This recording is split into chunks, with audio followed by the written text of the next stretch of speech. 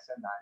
Y nosotros sabemos que las abordajes más clásicas de la crítica del derecho internacional, como la concepción marxista del derecho internacional y las abordajes del tercer mundo del derecho internacional, the third world approaches to international law, son las teorías que han podido conectarse más con la realidad.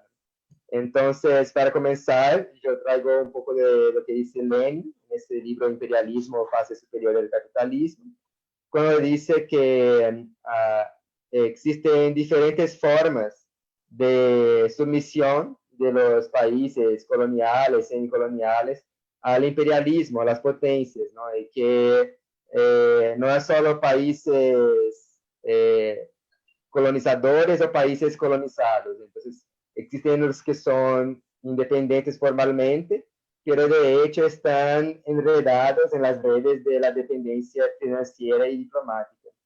Y traigo el concepto de Pachucanes, de la teoría marxista del derecho internacional, que define el derecho internacional moderno como la forma legal, jurídica, de la lucha de los estados capitalistas entre ellos por la dominación del resto del mundo.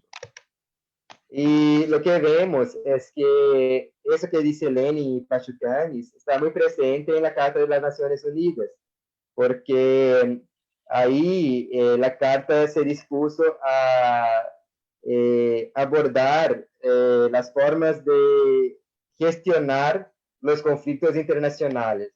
Y ahí se habla sobre medidas coercitivas de gestión de conflicto y medidas no coercitivas.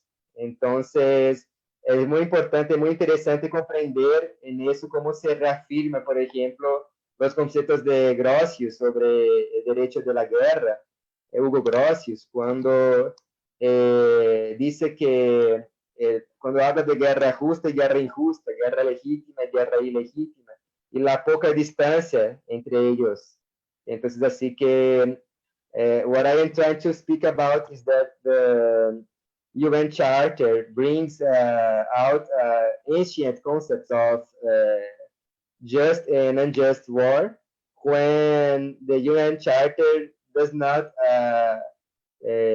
denegate the war, but just manage how the war shall be taken. These articles 41, 42 speak about the coercive measures about the conflict among countries. Y el artículo 33, 33, will speak about the non-coercive measures. Entonces, la guerra está presente también en un documento que habla supuestamente de la paz. Y en esas formas no coercivas están presentes lo que yo voy a hablar ahora de las guerras híbridas, porque lo que hace es que el imperialismo somete a los otros países a través no solo de medidas militares, pero también de medidas económicas, como yo había conversado un poquito antes con el profesor MOHSEN al ATTAR. Después, entonces, tenemos que pensar que en tres momentos del derecho internacional, que sería ese momento post-World War, post-Segunda Guerra Mundial, y después, pues en ese momento vino la Guerra Fría, la Cold War, y con eso ya se percibían lo que Estados Unidos llaman de low intensity conflict, conflicto de baja intensidad. Y eso se llevó durante toda la segunda mitad del siglo XX, hasta llegar en 2001 con el derecho internacional bajo la guerra al terror en 2001, cuando ustedes se recuerdan, George W. Bush, que hace su acto de seguridad nacional, National Security Act, en noviembre de 2001, después de los ataques a las Torres Gemelas, que trata de tres conceptos que son diferentes de lo que predicaba a la Carta de las Naciones Unidas, ya que la Carta hablaba de legítima defensa. Estados Unidos empieza a hablar de legítima defensa preventiva, lo que es lo mismo que decir no legítima defensa, porque autorizaba a Estados Unidos a atacar un país sin que ese país hubiera atacado primero. Segundo, era el concepto de rogue states, de estados parias o de estados pudridos, de estados fallidos, que esos estados fallidos, rogue states, they would not have the right to exist under international law. They would not have the subjectivity. They would not be subjects of international law. So this is what like Bush said in the term of rogue states. The third part is hacer la guerra para promover democracia. Entonces la idea de que es legítimo que cuando un gobierno no atiende a patrones de democracia, que se haga la guerra contra ese gobierno, bajo el pretexto de que un gobierno que no es democrático sería una cuna de terroristas. Entonces esa es la base del discurso de George W. Bush. Pero entonces ahí ya estaba presente las prácticas de los conflictos de baja intensidad, y que en ese contexto post-45 se muestra que han tenido mucho más conflictos armados internos, con mucho más involucración de civiles, envolvimiento de civiles, que los conflictos armados típicos entre potencias. El manual de guerra, el manual de campo del ejército de Estados Unidos define conflicto de baja intensidad como una confrontación político-militar entre estados en contendas o grupos, abajo de la guerra convencional y arriba de la competición entre estados pacífica y rutinera. Frecuentemente involucra a prolongadas luchas de principios e ideologías rivales. Varía desde la subversión hacia el uso de fuerzas armadas y es mantenida por una combinación de medios envolviendo instrumentos políticos, económicos, informacionales y militares. Y están comúnmente, generalmente localizadas en el tercer mundo, pero también contiene implicaciones regionales y globales de seguridad. This concept of low intensity conflict, Noam Chomsky had said that is no difference from the concept of terrorism. This is why they could not never define terrorism in the international law, because when the powers try to define terrorism, they realize that the same practice they use try to legitimize their imperialist actions.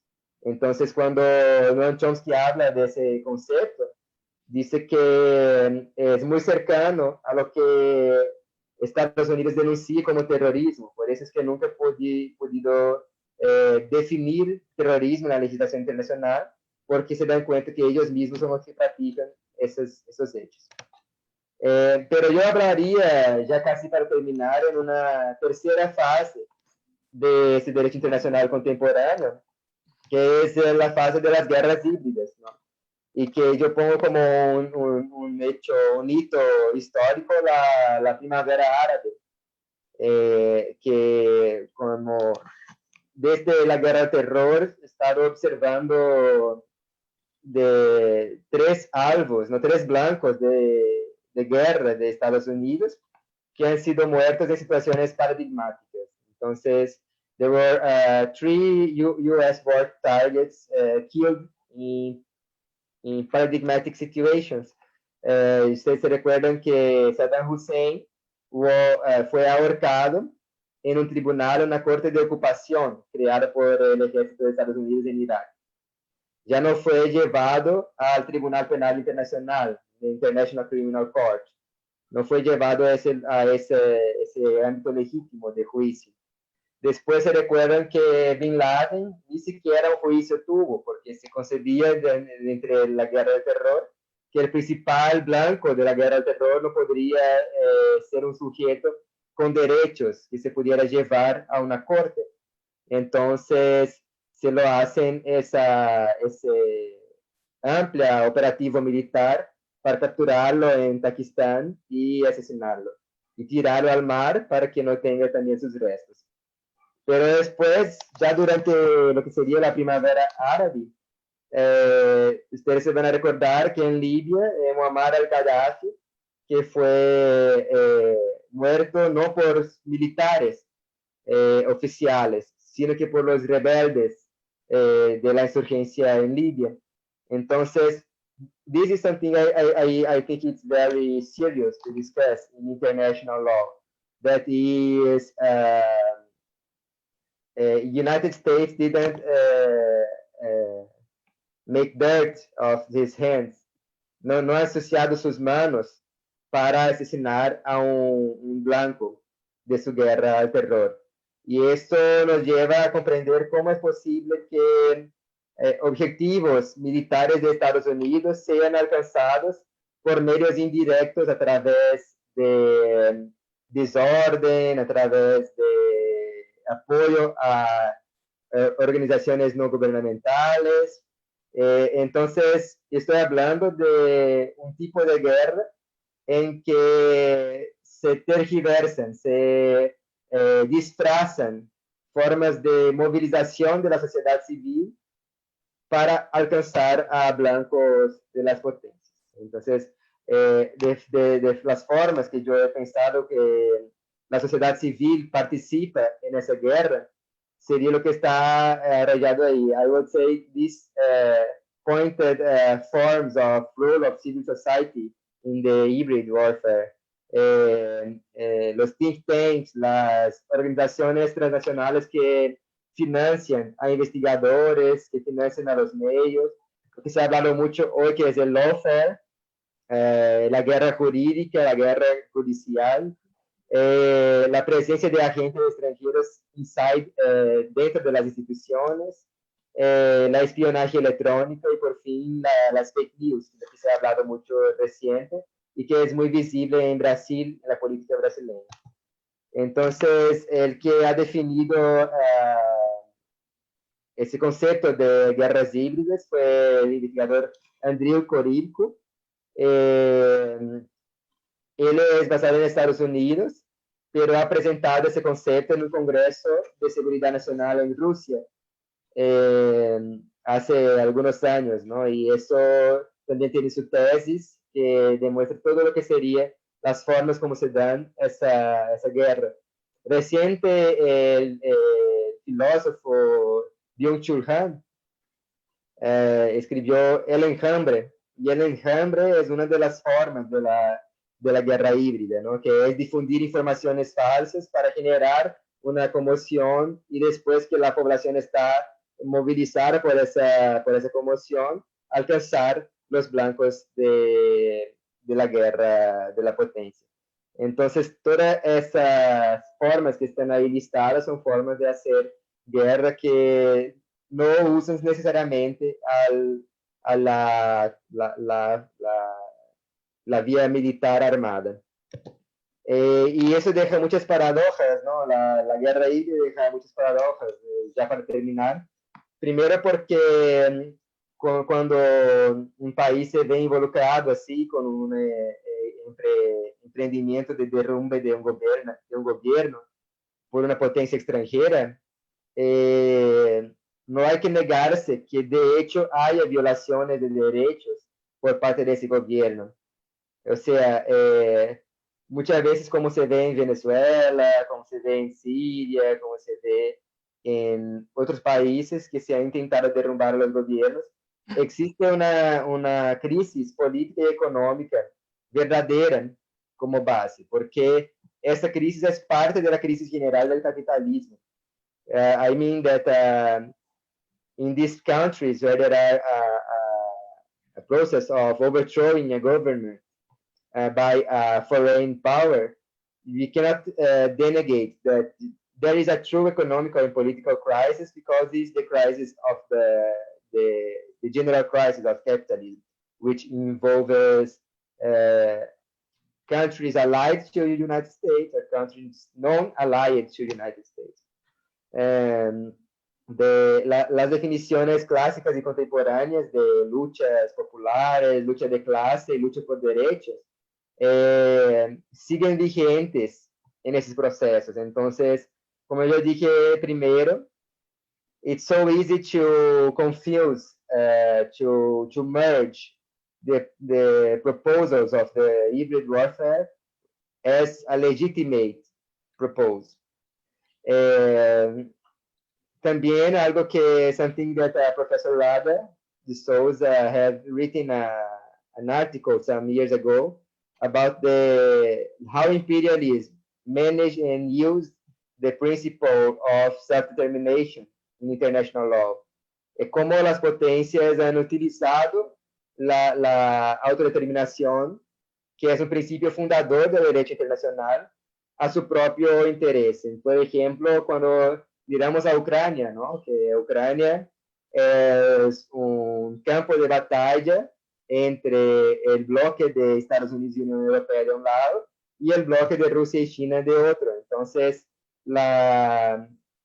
ambos países dicen que Ucrania debe ser independiente, pero ambos países, ambos bloques militares reivindican Ucrania para sí como área de influencia diplomática. Entonces hay una disputa por la legitimación, de la legitimidad de esos conceptos, de esa situación. Dos ejemplos actuales en Latinoamérica, el gobierno paralelo de Venezuela y la operación Lava Jato en Brasil y toda América del Sur, porque hoy en Brasil se ha quedado claro cómo que las operaciones para desplazar a Dilma Rousseff y para arrestar a Luis Ignacio Lula eran como parte de un operativo que involucraba no solo el Poder Judicial y el Ministerio Público, sino que también los órganos de inteligencia de Estados Unidos, que fue un operativo judicial que gastó como que más de 30 fases, porque era algo muy diseñado para alcanzar blancos políticos. This Lava Jato operation was very clearly designed to achieve political targets inside reality in Brazil and South America, involving also Peru and other countries, because it's also connected with the bureaucratic bourgeoisie, de las constructoras, los contratistas, que son las grandes compañías que basan su ganancia en los contratos con el gobierno.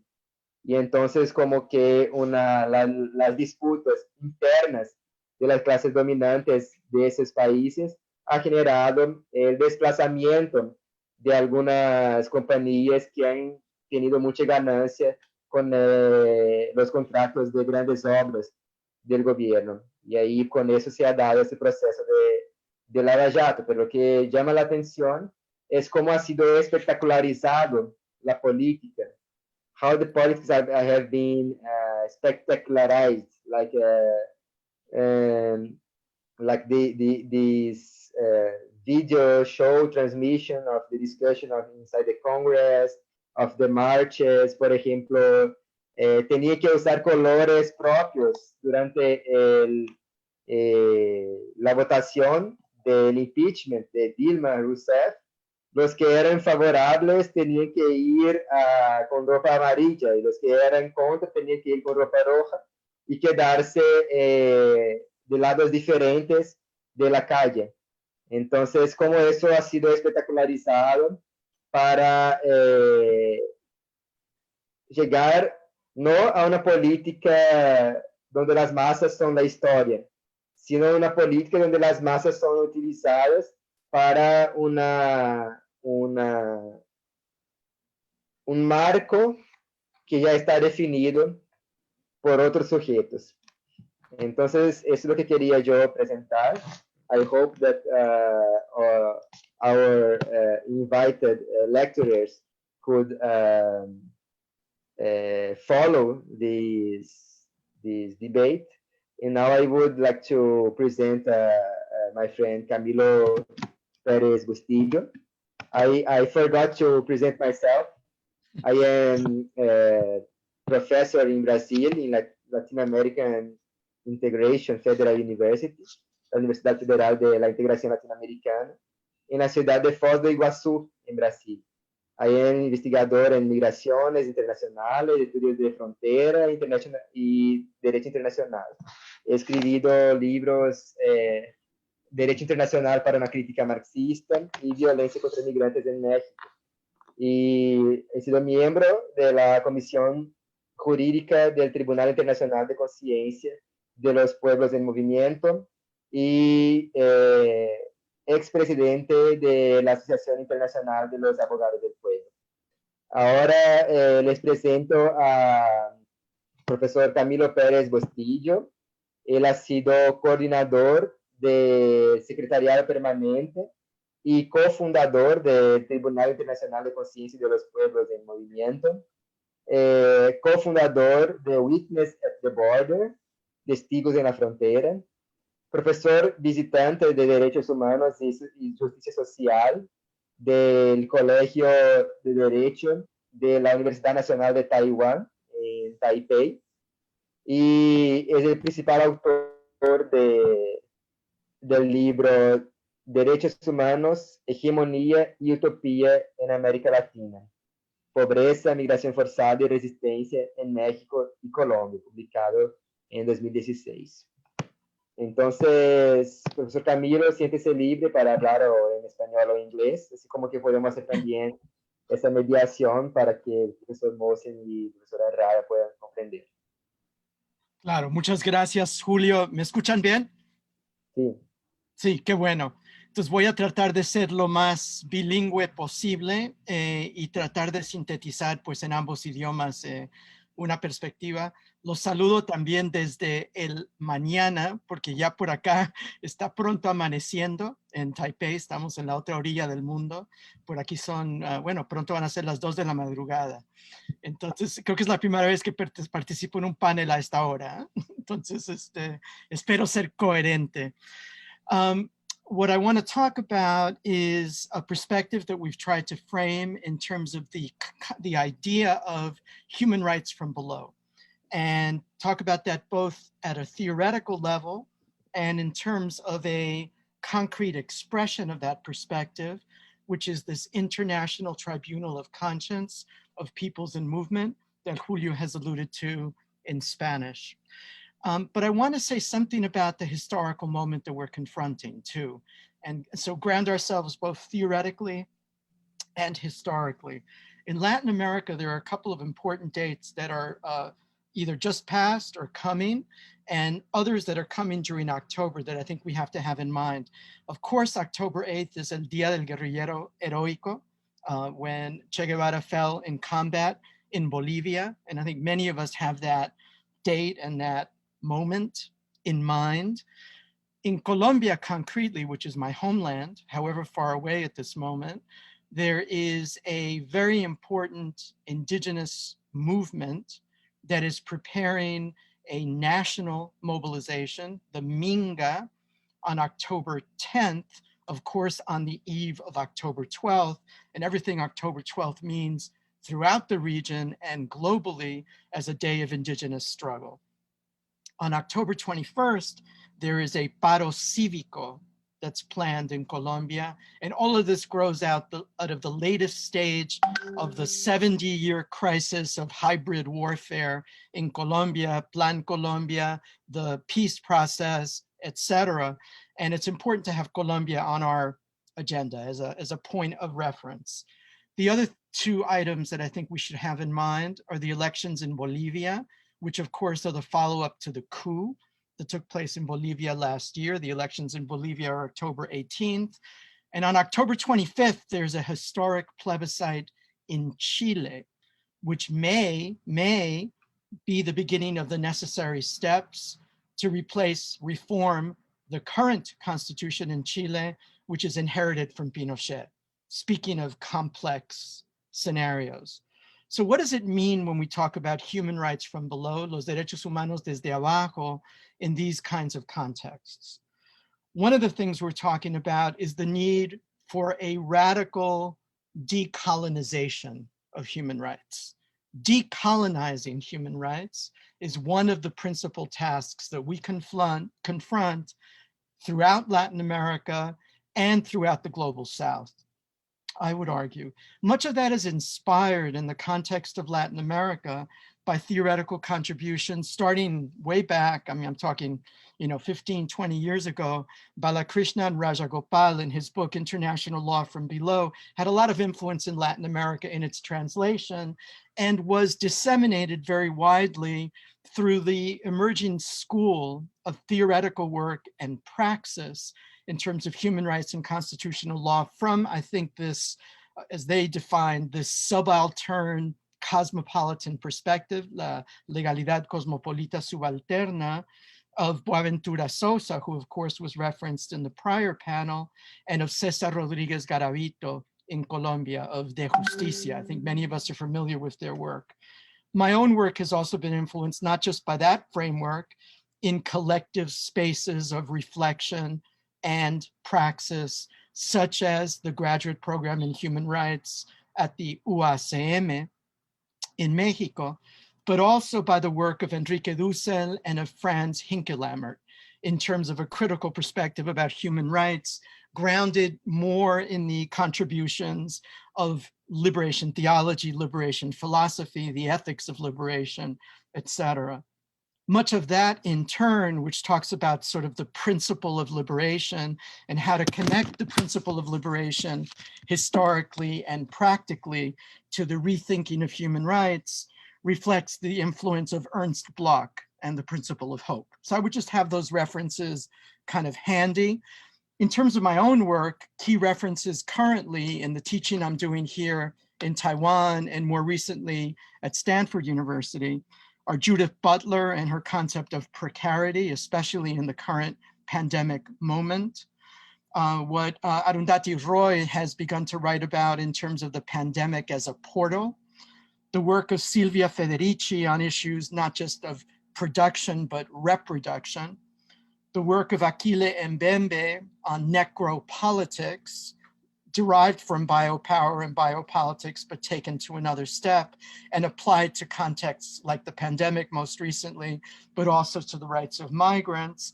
And the work, of course, in light of Black Lives Matter, and one of the key inspirations of that very diverse social movement in the US, which is of critical importance, is the work of Ruth Wilson Gilmore about racial capitalism. But none of these references that I've mentioned are adequate. They're necessary, but insufficient in terms of the rights of the subjects that I want to focus on, in terms of this place to begin this rethinking of human rights, which are indigenous people and migrants. Entonces, el punto de partida es la necesidad de repensar los derechos humanos, de reconstruir su epistemología, su teoría, su metodología y su praxis desde otro lugar. Y he mencionado varios de los autores y los marcos que han influido en la construcción colectiva de esa reflexión, tanto en el espacio hasta hace unos años del posgrado de Derechos Humanos en la UACM de Derechos Humanos, pero además el espacio colectivo compartido aquí con mi colega y hermano Julio de la construcción de este Tribunal Internacional de Conciencia de los Pueblos en Movimiento. He señalado también, creo, bueno, ahora voy a señalar que lo mismo que Julio ha estado hablando de la guerra híbrida, yo hablaría del derecho híbrido y de la necesidad de repensar los derechos humanos dentro de ese marco. Y señalaría a los tribunales de conciencia como un ejemplo, como un estudio de caso de esa perspectiva. También señalé, ojalá se haya entendido, los referentes en cuanto a fechas y procesos en Colombia, en Bolivia, en Chile y a escala continental. ¿De qué estamos hablando? What are we talking about when we talk about human rights from below. We're talking about the need to break the ideological and material bonds that are rooted in an international system which is defined in terms of and centered around the defense of the interests and privileges of nation states, and making the transition to a different international system centered in the rights of peoples. That inspiration is directly taken from the Algiers Declaration of July 1976, which was the foundational framework for the Permanent People's Tribunal based at the Lelio Basso Foundation in Rome. This is understanding the PPT, in Spanish TPP, as heir and successor of the Russell-Sartre Tribunal of the 1960s, which began judging the crimes, the international crimes of the US in Vietnam and Southeast Asia, and then made a transition to judging the crimes of the military regimes promoted by the US shortly thereafter in the early 70s and beyond, in the Southern Cone especially, of Latin America. The Russell Tribunal in turn was constructed upon the base in part of the mixed legacy of Bandung, but much more concretely, the inspiration and the examples in various different dimensions of the Chinese Revolution, the Cuban Revolution, the Vietnamese Revolution, and war of resistance against US. But also, much of this came together at the first Tricontinental Congress in Cuba in 1965. And Vijay Prashad has reminded us recently of the importance of that moment of convergence. All of this has also been the inspiration, the Algiers Declaration, the formation of the PPT, the work of the Russell Tribunal, Bandung and its mixed legacy, the revolutions I noted, have also inspired a series of other tribunals of conscience with which we identify ourselves from the perspective of the International Tribunal of Conscience of Peoples and Movement, which include tribunals focused on specific cases that fit very well, I think, within Julio's theoretical framework of hybrid warfare in contexts like Iraq, Palestine, and the Philippines, among others, and also the case of the Kurdish people. And most recently, in the last few days, I think many of us may have been watching the Belmarsh Tribunal that was convened very much in the spirit of the Russell Tribunal as an independent tribunal of conscience focused specifically on the case of Julian Assange. That's been having its sessions, ha tomado sesión recientemente, ha estado trabajando ese tribunal de Belmarsh en Londres y bueno, virtualmente en los últimos días. The International Tribunal of Conscience of Peoples in Movement was born in Quito, Ecuador, and then in Mexico City, ahí mismo en la Ciudad de México, en octubre y noviembre de 2010, in October and November 2010. And it was the first and continues to be at present the only International Tribunal of Conscience that fits into this framework that I've just been describing, derived from the Russell Tribunal, the PPT, etc., the only one focused specifically on the rights of migrants, refugees, and the displaced throughout the world on a global scale. And that's been the task that we've tried to take on since 2010. So our theoretical and historical grounding is present in that specific context. And what it implies, again, in terms of this overall concept of the need to look at human rights from below, is to underline the importance of understanding human rights from the perspective of counter-hegemonic, anti-systemic social movements and of the most marginalized sectors on a global scale, which we identify in this tribunal as, on the one hand, migrants, refugees, and the displaced, which we define collectively as transnational collective subjects, as peoples in movement, pueblos en movimiento, but also indigenous peoples. and the convergence between those two sectors, which has been at the heart of the work of the tribunal since its founding in 2009 and 2010. I want to just call attention to the current case because I know this must be on the mind of our participants in México.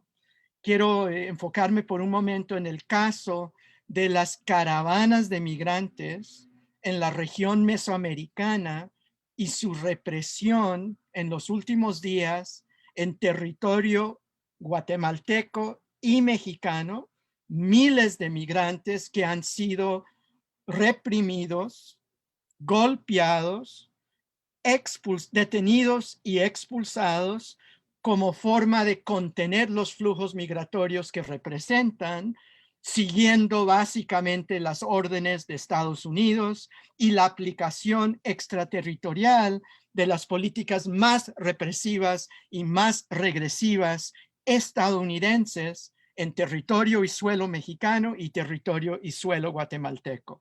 Entonces, evidentemente, la colusión, complicidad y responsabilidad del Estado mexicano, de las autoridades mexicanas, juega un papel absolutamente central en ese escenario, y además las autoridades guatemaltecas. El mismo ejército guatemalteco que realizó el genocidio en los años 80, hoy está persiguiendo a los migrantes, incluyendo a migrantes de origen guatemalteco en territorio guatemalteco.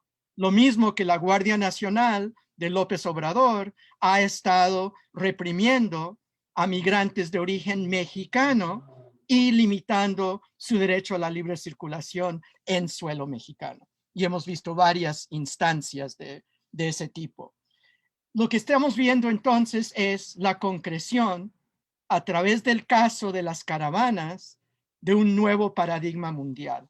So what I'm underlining is the caravans of migrants in the Mesoamerican region that have been an important factor since 2008. This is not a phenomenon from yesterday or the day before. This is not a phenomenon that began in 2018 when it received a lot of attention in November 2018. This is a phenomenon that was born with the mothers and family members of disappeared migrants, and this is a topic that Julio has written about and witnessed very eloquently, since 2008. Those caravans have existed, and it is out of the organizational experience of those caravans of the mothers of the disappeared that the other caravans have emerged. From the same region in Honduras, San Pedro Sula, and El Progreso, where the original caravan of mothers of the disappeared first appeared. So what we're seeing in the context of the caravans, and you can see these are images from the last few days. We see thousands of migrants participating in those caravans, in that caravan, who have been deterred, repressed, detained, and expelled by Guatemalan authorities and Mexican authorities following the orders of the United States, applying extraterritorially the most regressive and repressive aspects of US migration policy on Mexican territory and soil and Guatemalan territory and soil. So this is the ultimate expression of the kind of externalization of the new global paradigm of persecution and terror against migrants that we see at the periphery of Europe, as to the Mediterranean, North Africa, and the Middle East, the roles of Turkey and Libya and Morocco, and ultimately Senegal in containing flows from Africa and from the Middle East towards Europe, doing the dirty work of Frontex and of the European Union, or of course, letting people die in the Mediterranean, or more recently in the English Channel. We see that same model of externalization and regionalization of the most backward dimensions of migration policy extended now to our region as well, in a sense, emulating Europe, in the mirror of Europe, or emulating Australia in my region now, where I'm based. What are the key elements of that paradigm? ¿Qué es lo que hemos señalado como los elementos claves de ese paradigma en términos de la represión, persecución y, en conclusión, genocidio de migrantes como sujetos transnacionales colectivos?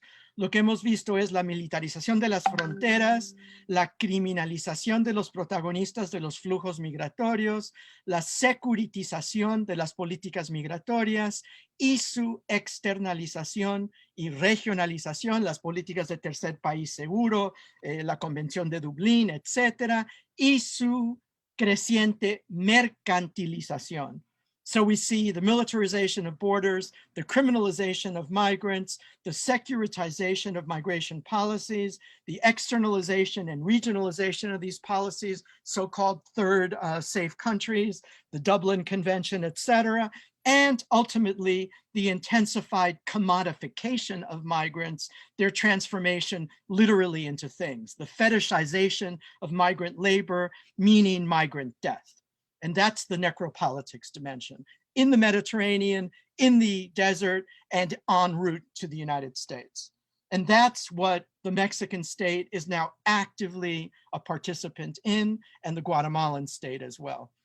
What this means ultimately is the convergence between three kinds of violence: state violence, structural violence, and systemic violence. In other words, the violence that is inherent to the capitalist mode of production and to neoliberal capitalism in the contemporary world.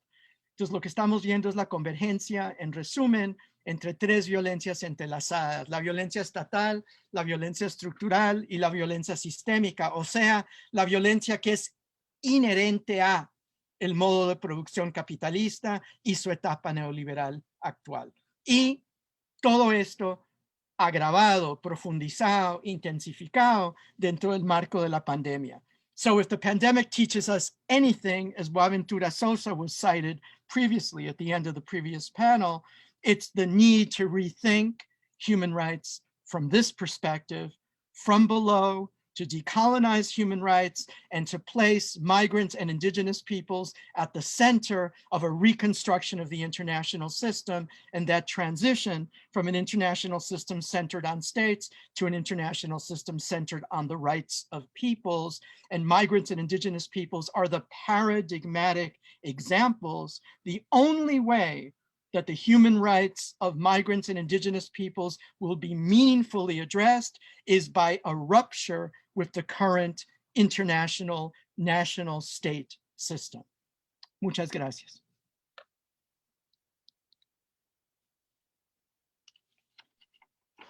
Muchas gracias, profesor Camilo Pérez Bustillo.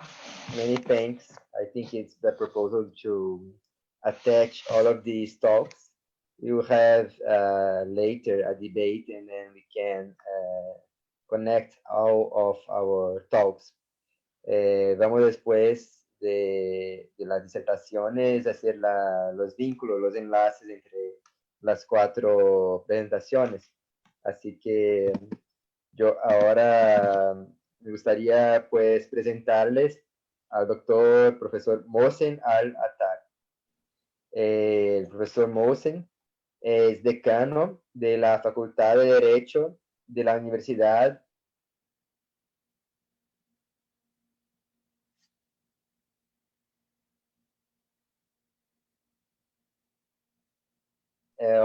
en Barbados y investiga el papel del derecho en tanto redireccionar y exacerbar las divisiones económicas entre diferentes regiones del mundo. De hecho, profesor al-ATTAR es más conocido por su escrito on los abordajes del tercer mundo al derecho internacional, una teoría que guía sus investigaciones sobre la economía política global. En su libro venidero por OUP, Una guerrilla en La Haya, él argumenta que muchos de los principios del derecho internacional económico preservan una epistemología eurocéntrica que favorece una visión paroquial de tanto de desarrollo humano como de la dispersión humana. Así que les presento entonces le doy la palabra al profesor MOHSEN ATTAR. Welcome, professor. Buenos días a todos y todas. Estoy muy contenta de estar aquí con ustedes. Mi nombre es MOHSEN ATTAR y soy el decano de la Facultad de Derecho de las Universidad de West Indies, las Universidad de las Indias Occidentales. Es poco raro. Lo siento, Julito, no puedo decir esto en portugués. Okay. Bueno, esto es suficiente. I will switch to English so as to not embarrass myself any further. Now, the title of my talk is an amalgamation of two phrases. The first part is follow the money, and the second part is the misery of international law. And if you think of follow the money, this is a familiar phrase, popular vernacular. It's often used in Hollywood, in films, in television programs, usually crime dramas. And what we are looking for is to identify the culprit, the person who committed the crime. So we must follow the money. The second part, The Misery of International Law, is the title of a book on international economic law written by Linarelli, Solomon, and Sornaraja. The essence of their argument is that international economic law immiserates effectively societies across the world. It always has, and they conclude it likely always will. Now I am fusing these two ideas, follow the money and the misery of international law, to make an argument. My argument is that the two most appropriate or suitable devices to understand international law, not just international economic law, to understand international law are money on one hand and misery on the other. Now, before I begin, I extend my thanks then to Julio for organizing this, and of course to UNAM for hosting us. UNAM is known the world over. I've wanted to speak at UNAM for a number of years now, hint, hint. And I look forward then to this opportunity then to share with you. I often kick myself for not speaking more Spanish. The scholarship that comes out of UNAM is first rate, and I wish I could engage with it more deeply than I do. Now I'm going to proceed in two parts. In the first part, I will lay out what are effectively the premises to my thinking around international law. I think that is essential for you to understand the second part, and the second part is the argument about the misery then of international law. Now let me begin with the first part, and there are four premises that I would like to share with you. The first one then, international economic law is misunderstood. For those of us who teach in law schools, Professor de Souza, I'm sure you're familiar with this, students are, to the extent that they're interested in learning about international law, will lean more towards public international law, the bleeding heart types who want to study human rights that Professor CAMILO is speaking of, or international commercial law. Those who are interested in public international law prefer the sexier topics. Human rights is necessarily one of them. International criminal law would be another. International environmental law has become quite popular as of late. But international economic law gets short shrift. Why is that? Well, this concept of economics and our economic illiteracy means that we often feel inadequate in engaging with it. Now, international economic law is a field that regulates economics. There is no argument there. It's regulating the economic relations between nation states and to a lesser extent between transnational corporate actors, to a much lesser extent. So we talk about trade, we talk about investment, we talk about money.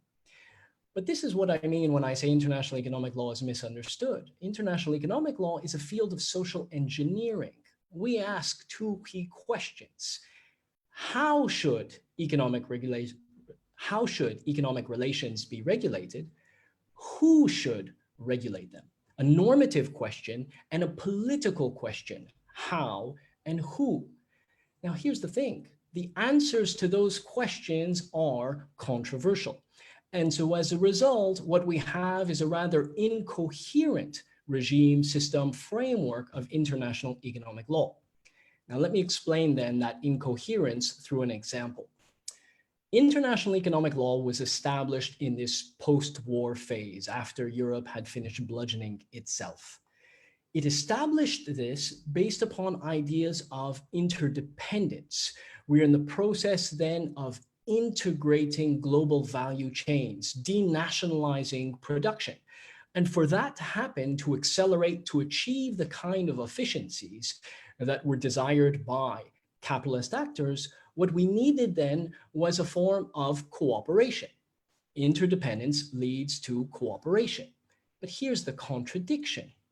Our behavior back then, just like today, is guided more by a nationalist, more by a mercantile, probably even more by a chauvinist mindset. The question that we ask is not how do we cooperate, we ask how do I maximize my self-interest? In a world of scarce resources, the maximization of self-interest necessarily comes at the expense of others.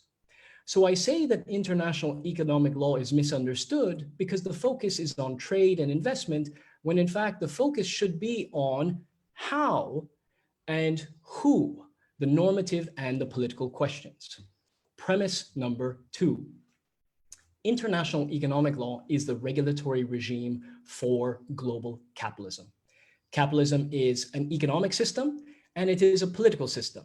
On the economic side, the aim of capitalism is accumulation. It's very simple. Think Bezos, think Gates and Buffett, think Carlos Slim. They are looking to accumulate then as much wealth as they possibly can. But capitalism is also a political system.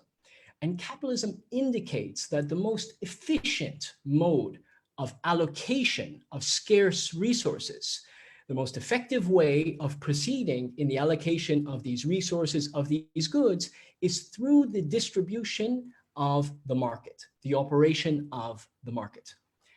Now, this is a point that is often left out in discussions about capitalism and necessarily in discussions about international economic law. Capitalism, the market, is a plutocratic system. And I mention plutocracy because it's very interesting to me that my students in the UK, I used to be at the University of Warwick, but also my students in Barbados at the University of the West Indies are most of the time unfamiliar with the word plutocracy. They have never heard of it. They don't understand the meaning of this governance by wealth. They've been beaten over the head with this idea that the market is democratic, when in fact, anyone who has studied capitalism understands that it is plutocratic. It is based on egotism and predation, and that egotism and predation will necessarily produce conflict. So here again is an important contradiction within international economic law. We claim that we want cooperation because of our interdependence, but we're using international economic law to further capitalism, which itself precipitates predation and conflict. In short, it doesn't produce this idea of cooperation. The idea of cooperation within either international economic law or within capitalism is a fallacy. Third premise.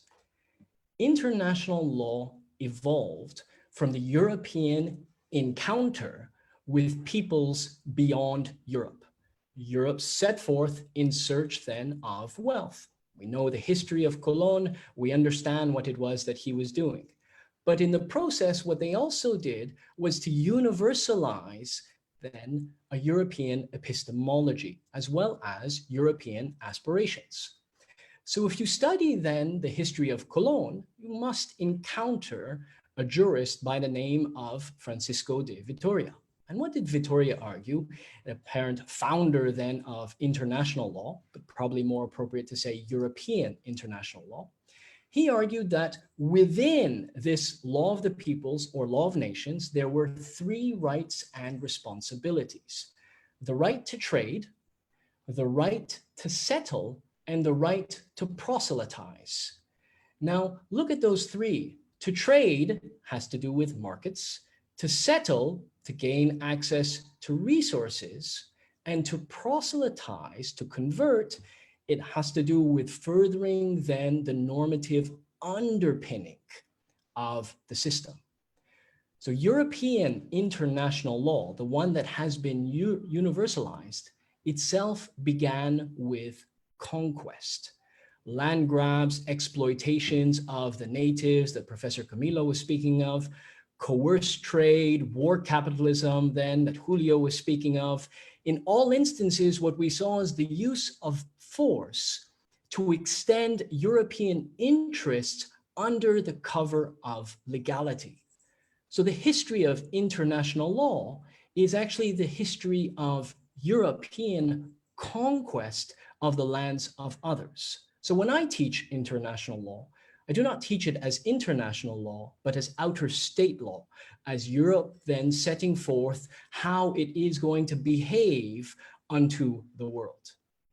Brings me to the fourth premise before I move on to the argument. European international law is violence. This aspect of international law is not taught nearly as much as it should. The denial happens because of Eurocentrism. Even having a conversation then with Europeans today, they remain in denial of the barbarism that produced modernity. Now, this denial is typical of narcissists. It is typical of sociopaths. And when you hear that and you say to yourself, that is quite a harsh then assessment, but it's an assessment that I stand by. Consider, for example, the history books then that Europeans teach young people with. And I know this because my daughter studied in a British high school and I saw the books. And they refer to the 19th century as the century of peace. Century of peace because Catholics and Protestants in Europe were not massacring each other in the ways that they had in the centuries prior. And that is accurate. But what is left out of the textbooks is the violence then that Europe brought unto the world. So the famines in South Asia, the colonization in Africa, the blockades in the Caribbean or in South America, the genocide, the slavery in North America. Now, all of this violence, we have to be clear, was not naked violence. It wasn't just gratuitous violence. It was violence with a purpose, violence derived to gain access to the resources and to the markets of others, the foundation then of the capitalist ethos. With greater resources and greater markets, we can advance accumulation. So those four premises, keep those front and center. International economic law is misunderstood. It is primarily a field of social engineering. It is also the regulatory regime for global capitalism. The birth of international law is in conquest, and as a result, international law has been furthered through different stages, phases of violence. This brings me then to the second half, and I'll finish this in about 8 minutes. This part is also then, the argument is broken down into 4 parts. The misery of international law. And the premise then is that international law immiserates societies. Now I make this argument because my starting point is that international law is shaped by an economic project. The original project was mercantilism, but the subsequent project that took hold then in the 18th century was capitalism. And so what we are dealing with then is roughly 8 or 9, maybe even 10 generations of international law driven by a desire to legalize the private accumulation of wealth. So what we have then is a market-based international law. I concede the point that Professor CAMILO is making about a nation-state-based law, but I would go further and say that what we are in fact dealing with is a market-based one, where there are 2 core principles at play. The first one is contract, a political side, where it is we must protect then, under all instances, the obligations that have been committed to. And the second one is one of coercion, which is economics will ultimately, we will use economics as a way of coercing you into complying.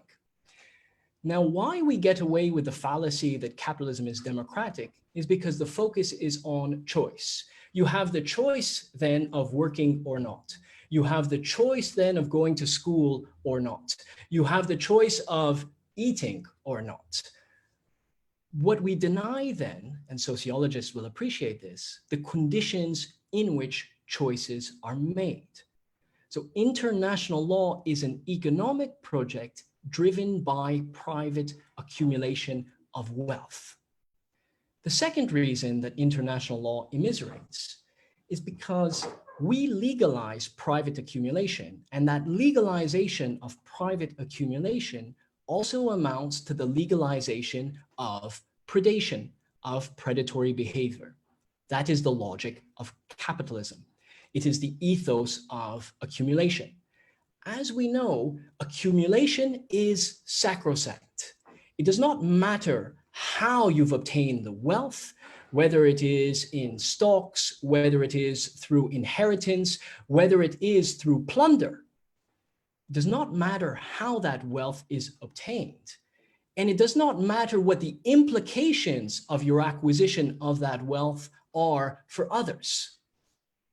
That accumulation, that proprietary right is sacrosanct. But again, and this is what we have to bear in mind, we live in a closed system, and I'm happy to elaborate on that during the Q&A. What this means is that resources are scarce.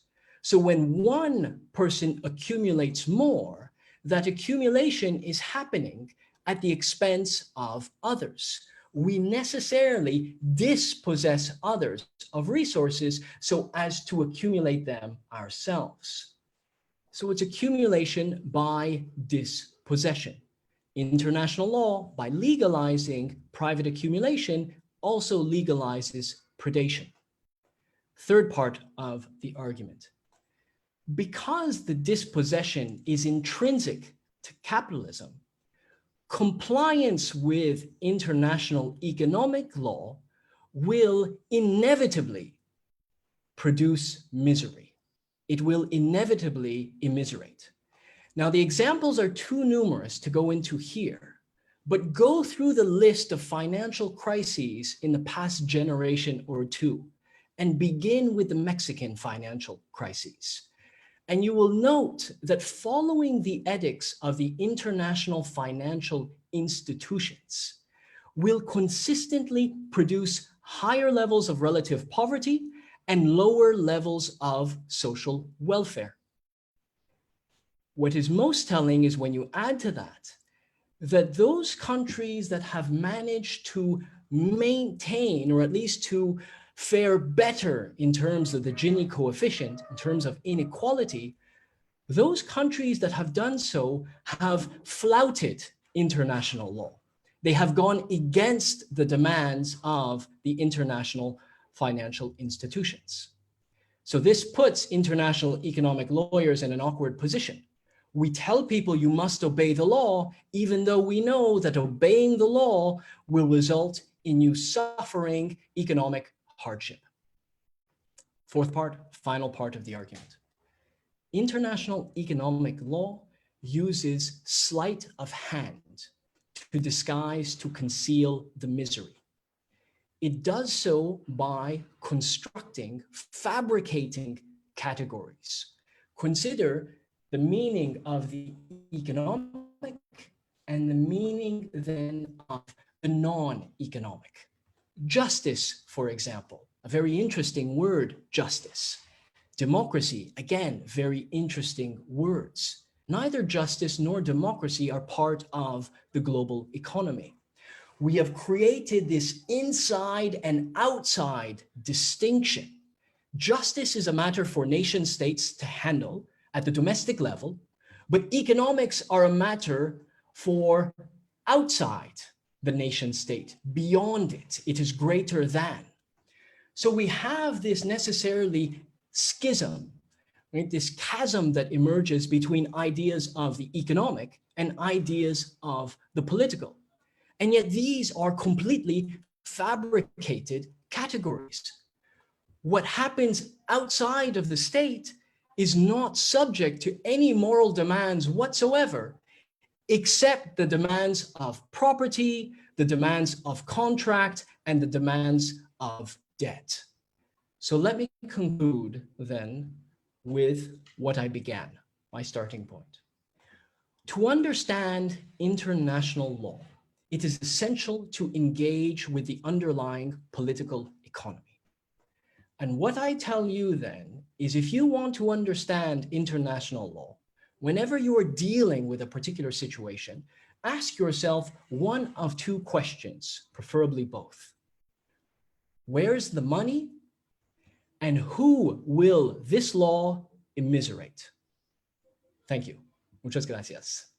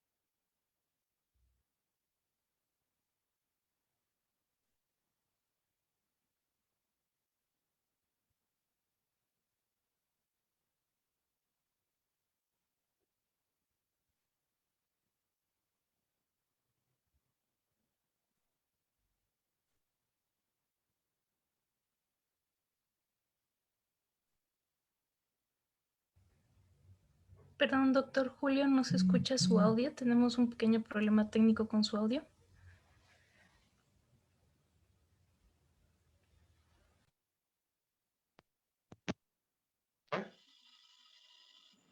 ¿Escuchan?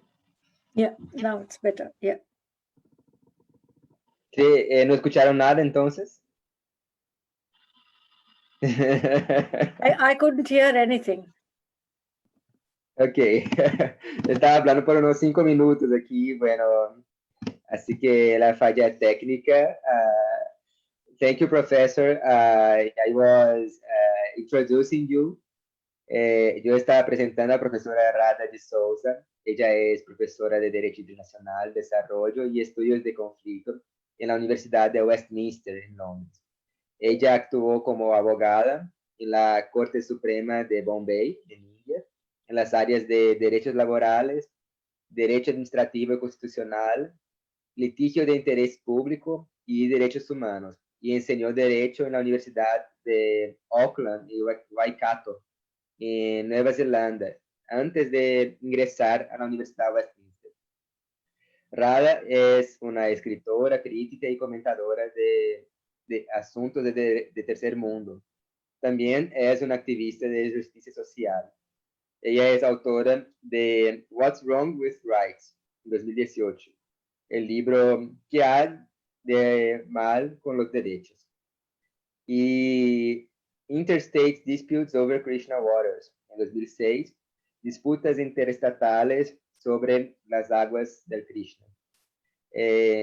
Professor RADHA is a very important reference for me in my early studies. We have been together there in Historical Materialism Conference in 2011. Estuvimos ahí en la conferencia de la revista Materialismo Histórico hace 9 años.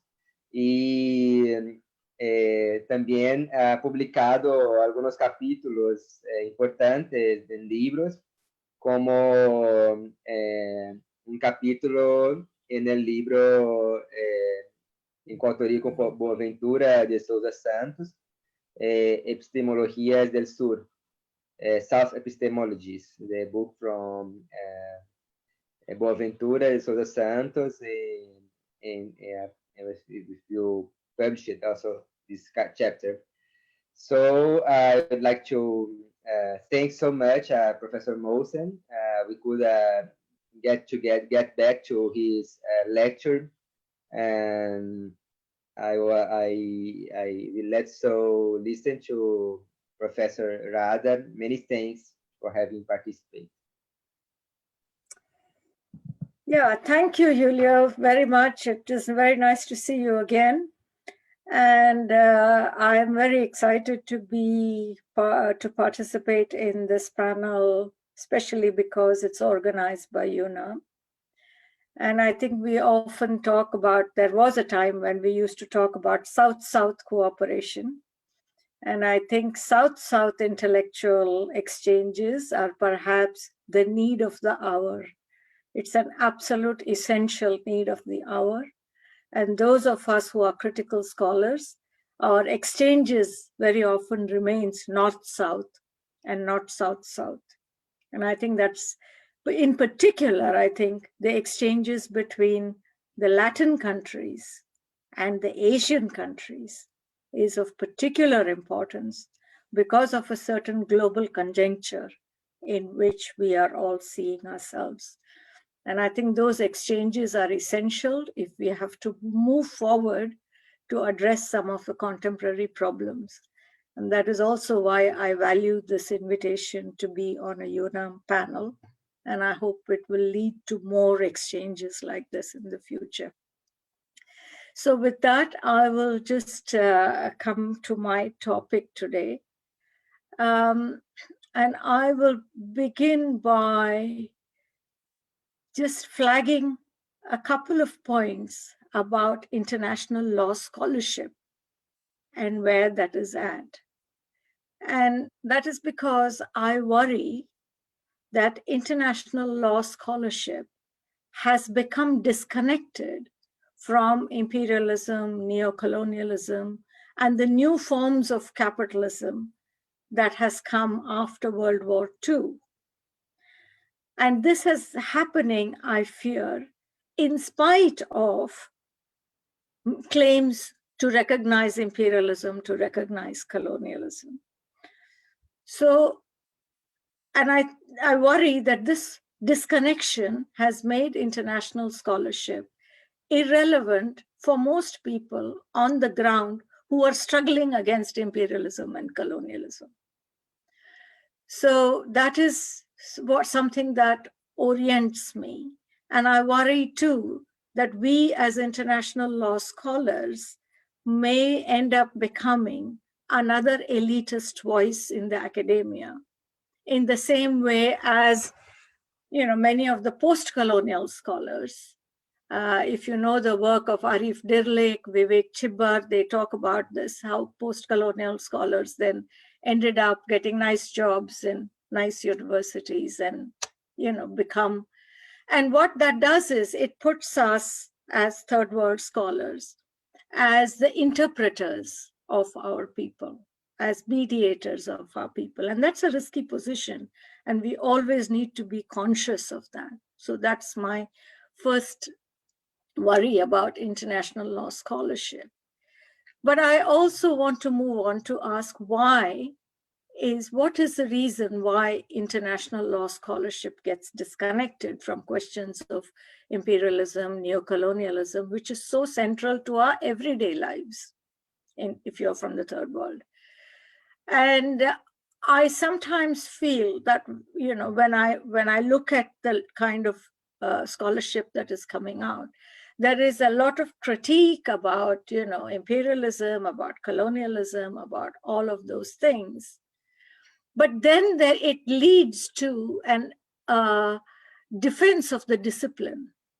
And the defense of the discipline becomes a very central issue. Most scholars want to defend the discipline. And I wonder whether we are here to defend the discipline or whether we are here to defend our people.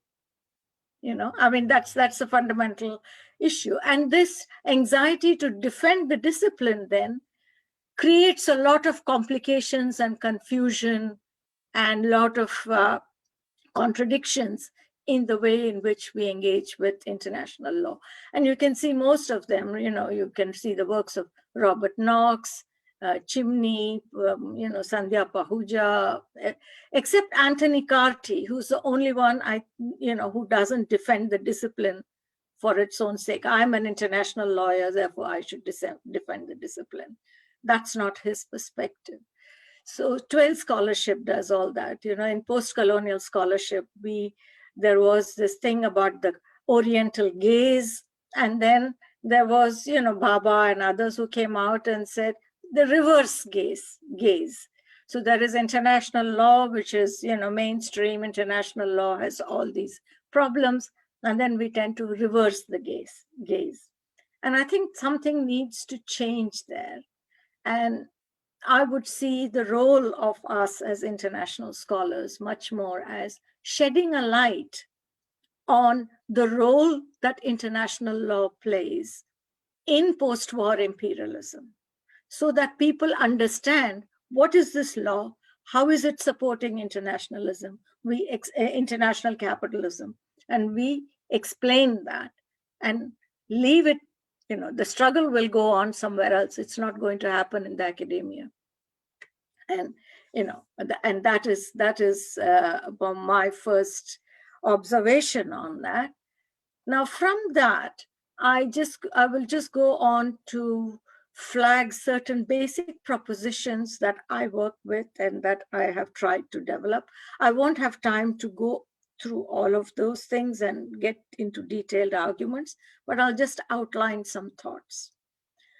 The first point I want to make is that after the end of World War II, there was a new kind of world order that we call the New World Order. Now, this so-called New World Order is actually an expression or the result of the transformations in the nature of capitalism itself. And one of the key points that I want to make is that capitalism in the 18th and 19th century was very different from capitalism in the 20th and 21st century. In the 18th and 19th century, we had national competitive industrial capitalism. And that was the age of the empire, French Empire, British Empire, all of that. The capitalism of the post-war era has transformed into transnational monopoly finance capitalism. And the New World Order, the United Nations, and so on and so forth, comes out of those struggles, the collapse of the old capitalism and the rise of new capitalism. But all capitalism presupposes certain conditions. It presupposes certain legal frameworks. I mean, transnational money cannot move around without a legal framework, you know, and so on. And economic law cannot function without social law or cultural and social and other attributes. So I think that is something that we need to actually get our heads around. The reason why I say this is so important is, although we recognize, yes, you know, capitalism has become transnational, etc., the ideological and the theoretical and the philosophical presuppositions that accompany that, we have not yet changed our minds on that. So we have a situation where we recognize there's a new kind of capitalism. Monopoly capitalism is different from 18th century capitalism.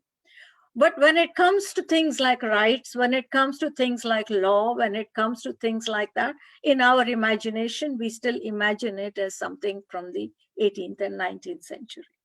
So there is a gap there. And that gap we need to upgrade that thinking. And that is one of the points that I work with. The second point that I want to make is, it's not simply enough to say, yes, this law is capitalist, or this law is imperialist, or the UN is imperialist. We need to show that through the historical evolution of the law itself. How has international law evolved? And so here I say that one of the basic foundations of, when we look at the basic foundations of international law and the UN Charter, and if you look at it from a colonial historical perspective, then we see that the core principles of international law are actually an evolution from the laws of the empire. So the principles of colonial governance under empire is now elevated to international law. And we need to be able to show this very concretely if we want people to actually see this. So my own work is, of course, is Asia. And the kind of colonial governance we know about is the British Empire. And the British Empire was the world's largest empire. They say that there is hardly any corner of the world where the British Empire did not, you know, reach. And so there is a universality already built into that.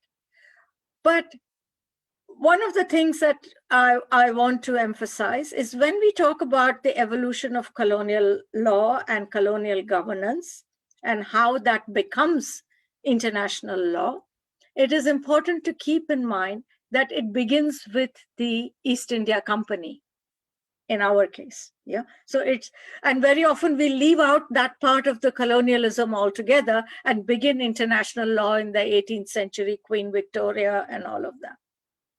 Actually, and when you take that into account, then there is a long period where you can see certain core principles that have now become international law. Now, J.S. Mill, who was a big English liberal thinker and philosopher and so on, he once said that India was the great experimental laboratory for the empire. So by which he meant that the laws that were trialed in India, if you like, then became exported to the empire all around. Now, and so I just focus on certain key principles. I won't have time to go over this. If you look at the UN Charter today, and if you look at international law today, the key architect of that was a guy called Jan Smuts, who was the founder of the apartheid system in South Africa, legalizing apartheid in South Africa. He was part of the imperial cabinet, and he was part of the drafting committee that actually wrote the League of Nations statutes. And from the League of Nations statutes, we get the UN Charter, which is more or less similar with a few changes and so on. Now, let's look at some of the key principles, founding principles of international law. The question of sovereignty. Yeah. If you look at the principle of sovereignty in Western, the Westphalian system as it is discussed in the European context, the old conception of sovereignty was that sovereignty is absolute. Yeah, you are sovereign, that there's a conception of absolute sovereignty. Now that conception exists as far during the when European states are fighting each other. By about the middle of the 19th century, that conception changes. Who changes it? It's a guy called Henry Maine, who is an Oxford scholar. And in 1857, there was a huge anti-colonial rebellion in South Asia. And that anti-colonial rebellion was against the East India Company. And the East India Company nearly lost. And so Queen Victoria took over. And she appointed a Viceroy's committee.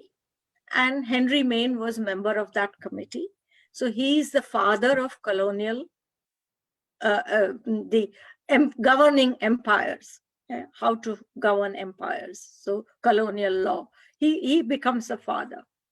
And then what does he do? He says, look, we have to, because this is a Britain that has almost lost the war, has lost South Asia. And by absolutely, hair's breadth, managed to hold on to it. So he says, we need to modify the principle of sovereignty. It is now outdated. The Europeans have settled their business. It's become part of the European interstate relations. We don't need that principle of absolute sovereignty anymore. We should modify it, and we should have introduced the concept of shared sovereignty. Now, shared sovereignty with the natives. Yeah. So this is the principle he introduces. However, he says that there is a hierarchy of sovereigns. There is a super sovereign, and then there is a lesser sovereign.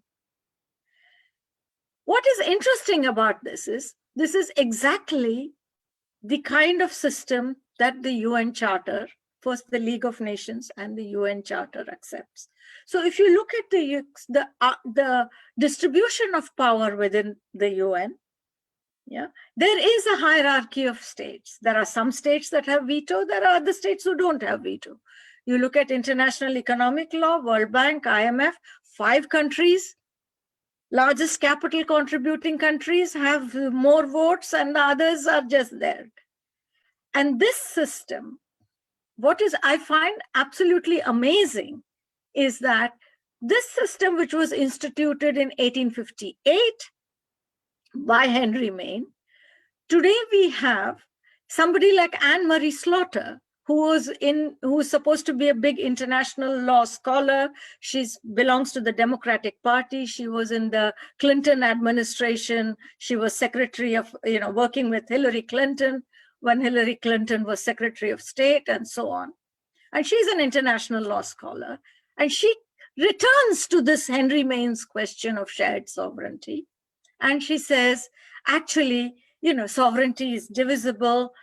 And she comes up with this theory of network governance, where she says, why not we split the sovereignty even further, not only between higher and lower sovereigns, but within every state, within all the departments, because we are anyway internationally networked and so on. Now, as I said, this is quite a complex development, and I won't have time to go over it, but let me come to simpler concepts. The veto power. Let's look at the history of the veto power. Yeah. So if you look at the history of the veto power, it comes after the Napoleonic Wars in 1814, when again the European states go to war over colonies, because Napoleonic War was about colonies, what belongs to who and whose property it is and so on. And then they decide as part of that settlement that the 4 great powers must concur on any decision about war and peace with any state. So the four great powers principle is effectively the veto, because the four have to concur. So you just substitute the four great powers of 1814. Yeah, Austria is no longer there, Prussia is no longer there. But otherwise, you know, you have, and add America, and you have the five powers now. But the principle of veto is something that comes as part of a colonial settlement. Let me go on to the next one on General Assembly. If you look at the structure of the General Assembly, the General Assembly can make recommendations. It is supposed to be the world's democratic parliament. All states are members of the General Assembly, but they only have powers to make recommendations. All the real decisions that matter about war and peace are taken by the Security Council, where the veto powers dominate. But if you look at the architecture of General Assembly, how does this, you know, this model come from? Where does this model come from? You have to go back to Jan Smuts. And then again, in the British Empire and in South Asia, there were a lot of protectorates, a number of states that were formally independent, but otherwise, you know, dependent on British protection and oversight and so on. So by the early 20th century, when there are national liberation struggles going on in all this region, Britain introduces what they call the Chamber of Princes. And the Chamber of Princes is an exact model of what we know now today as the General Assembly. The Chamber of Princes could meet. Britain said, oh, we are bringing democracy to you. You know, we are going to consult with all of you. All of you will have a say in how you are governed. But you can only make recommendations. You can debate and you can come and talk to us, and we will consult you, but we have no obligation to listen to you. And so if you look at the powers, they are modeled from the Chamber of Princes model. Let's come to the more recent one about regime change. The principle of regime change, which has become so controversial, and I see so many international lawyers thinking about regime change as if it was a new principle that just came with Iraq and, you know, all of that. But regime change is an old colonial principle in the British Empire, and this is why I started off by saying the Latin countries and the Asian countries should have much more conversation. In the British Empire, there used to be an office of the British, the representative of the Crown, called the Office of the Resident. Now, the resident was appointed by the British government to the courts of the local protectorates, yeah, the formally independent but actually dependent states, to keep an oversight of the local rulers, natives. And their mandate was to make sure that the rulers that they recognized remained loyal and did not become corrupt and depraved. That's the word that is used in the statute. Yeah. So, and if the local rulers did things that the British government did not like, the resident could bring about regime change. He would make a recommendation, we need regime change, and then regime change will be, you know, initiated and so on. This too is very much part of the British Empire, and that becoming elevated to international law. Let's take the question of peacekeeping. Yeah, and I can just go on and about every clause, and I can show you how that has come from the British Empire, become international law. Now, with peacekeeping, the protectorates were supposed to provide the British Empire with soldiers, which is why Indian soldiers fought around the world, including, you know, in countries like in Latin American countries, in Argentina, in so many places, all of Africa. in the Second World War, First World War, they died in millions. 6 million died in the First World War. So that mobilization comes because of the arrangements that the British Empire had with the local rulers, that they would provide a certain number of troops and resources for their own defense. So we are going to protect you, but you have to pay the protection money. And that is how the troops were raised and deployed around the world. And that is how Britain became an empire. A small island, it became an empire. So who fought for them? If you look at the UN peacekeeping forces today, it is exactly the same. It is a third world soldiers who go and do peacekeeping here. So the 5 veto countries decide, you know, war and peace. And then they will say, oh, we are going to have peacekeeping mission here. And then who are the peacekeepers? It's our soldiers. So if you look at the contribution of Pakistan, India, and Bangladesh to peacekeeping troops today, you know, because during the empire, India included the present Bangladesh and Pakistan. So if you include their role, our soldiers are doing the same thing. They are in Nigeria, they are in Africa, they are in somewhere else. But in our political consciousness, we never take into account of these things. This is why I want to come back in conclusion to the point that I started with. When we say international law is imperialist, when we say international law is neocolonial, we need to be able to show historically in very concrete terms so that people understand. If I tell people 1857 war is a historic moment, so everybody in South Asia knows about that.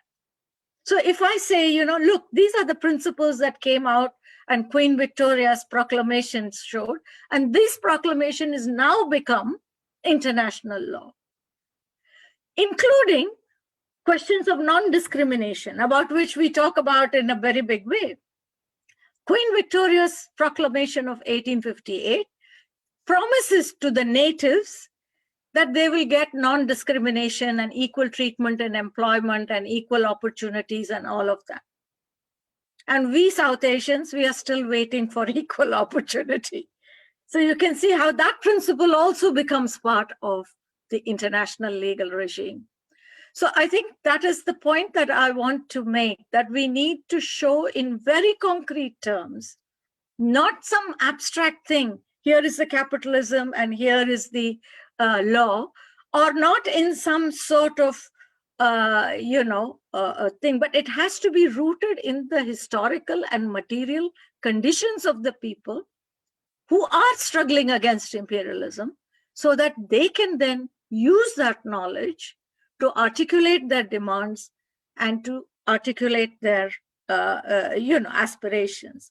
And the reason, I'll just stop with this, the reason I say this, this is important, is among many social movements, and I work with many social movements, there is a lot of misconception about international law.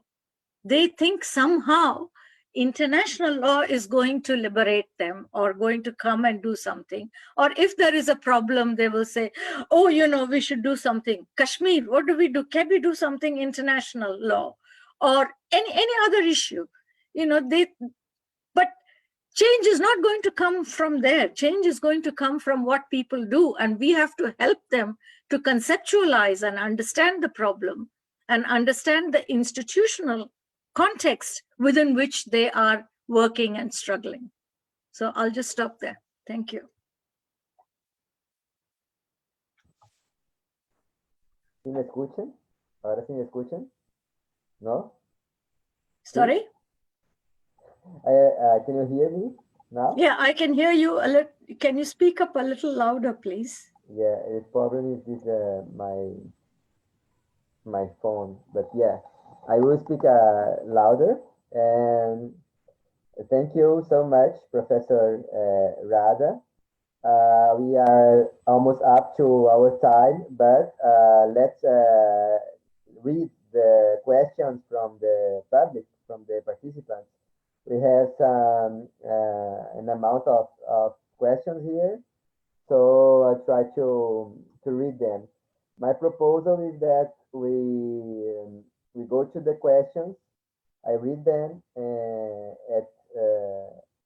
all together, and then we make a final round of answers and also finishing conclusions. What do you think about before? So German Sandoval asked that he likes the referential of Anthony Eng, and also the relationship among war and international law. And how does this links with Latin America? What does we think about the relationship among United States, Colombia, and Venezuela over the basis of the international law in general? And how could we understand this relationship from the third world approaches to international law? And he also makes a question to Camilo. How can you demarcate your posición sobre el tema con la posición de Raja Gopal? In terms of another question, in terms of all the influences that you refer, how can we decolonize the idea of human rights? How does human rights have just one epistemology? How to use it as a counterpower from a system, a monological system used by the international law hegemonic. Esa pregunta bien también interesante, como en qué punto hablamos de decolonizar el derecho internacional y al mismo tiempo negar al derecho internacional como una forma de opresión. Entonces la pregunta que siempre surge respecto al derecho, is something very important that we are always discussing in the legal sociology and the human rights topics. How can we criticize law and at the same time use law on the benefits of the people? Another person asks, from the logics of liberation, also it's possible to reconfigure the constitution of the Human Rights Court, having an example of the Russell Tribunal has included not only lawyers, but also literary figures like Argentine poet Julio Cortázar. And Clara Camacho says, it appears for me that in this moment the human rights are in backwards. We live an absence of them, a brutal absence of them in Mexico, but also in other countries of Latin America. And to Professor Al-Attar, Rafael says, we are happy to have you in UNAM, Professor Al-Attar. 100 years ago, Lenin argued that imperialism is the highest state of capitalism. One of the features that imperial capitalism was the concentration of production and monopolies. What we see today is the concentration of the international trade in goods and services in a handful of corporations: Apple, Amazon, Google, Bayer, Sanofi, etc. Is this just a continuation of imperialism with a more complex legal architecture with the WTO and the plethora of BITs? Another question, do you think that trade movement can impact on legal practice or legal actors? Yes or not? Why? No sé si llegaron más preguntas, pero hasta cuando hablaba la profesora RADHA. Estas eran las últimas preguntas que nos habían llegado. Hay muchas conexiones entre ellas y espero que podamos recuperar las discusiones que hemos llevado hasta aquí. Me parece muy interesante lo que planteó la profesora RADHA sobre no simplemente criticar al derecho internacional, pero defender el campo, como hacen los principales teóricos del derecho internacional, de defender la materia, ¿no? Y tener algún beneficio académico desde esa posición, y que lo más importante sería siempre tener una mirada de cómo toda la discusión puede conectarse con los intereses de la gente, del pueblo, de los temas vividos al diario por las personas, ¿no? De los temas sociales. Eso siempre ha planteado profesora Rada. I was saying what you said in the beginning of your lecture about the defending of the subject of international law. Entonces, se me parece que se ha enmarcado mucho ese tema de descolonizar al derecho internacional, descolonizar a los derechos,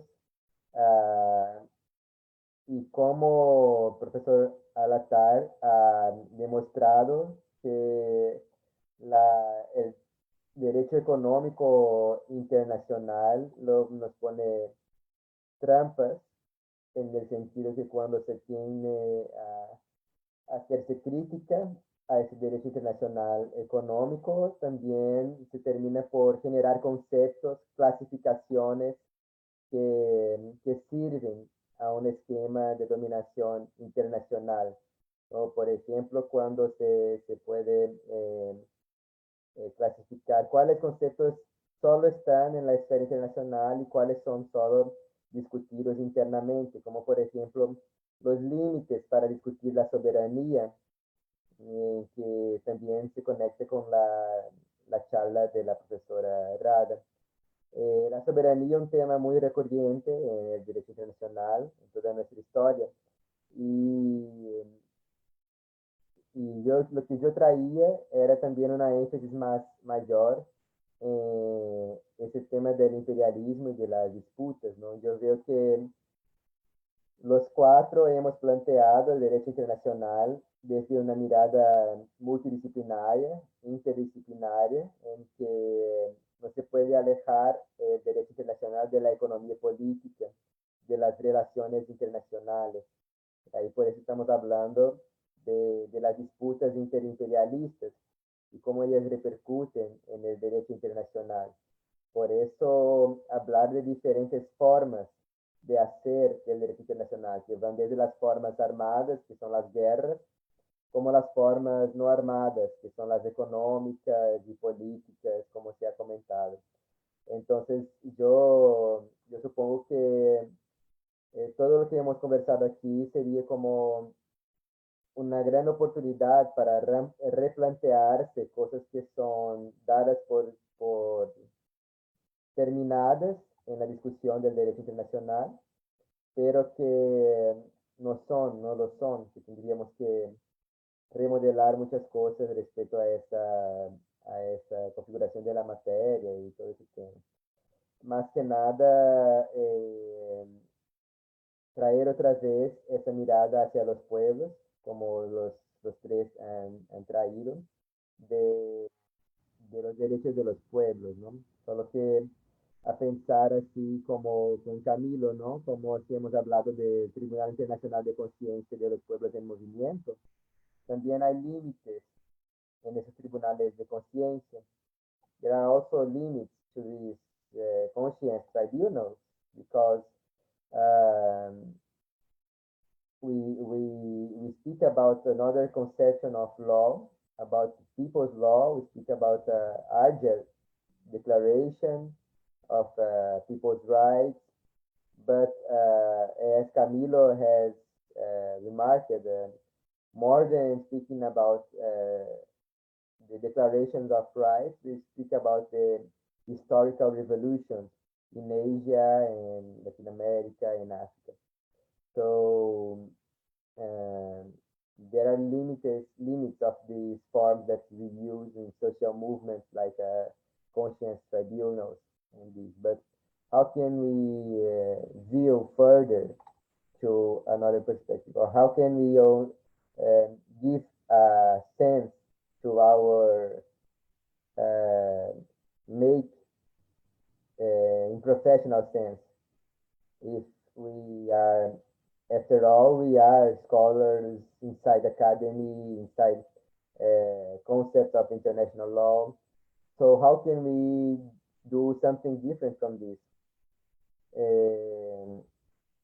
Entonces yo aproveché para hacer algunas preguntas y reflexiones también, planteando ahí con los tres colegas. Y ahí les paso las palabras para hacer su reflexión, su respuesta y también su conclusión final. I will pass to CAMILO, to MOHSEN, to RADHA, and I will ask you also in your responses to make a concluding speech, because we will be later that we will be finishing up to the time. So I would say invite CAMILO. Julio, I couldn't hear completely the question that was directed to me. No sé si la puedes repetir muy rápidamente la pregunta. Si los límites de los tribunales de conciencia, como okay. también así como las declaraciones de la Asamblea General de la ONU, que no tienen una fuerza vinculante. Claro, yeah. Yeah, about the limits of tribunals of conscience. Lo que yo diría es lo siguiente, yo creo que hay un ejemplo interesante de cómo podemos pensar en, digamos, los mecanismos de incidencia de los tribunales de conciencia en tribunales estatales o interestatales.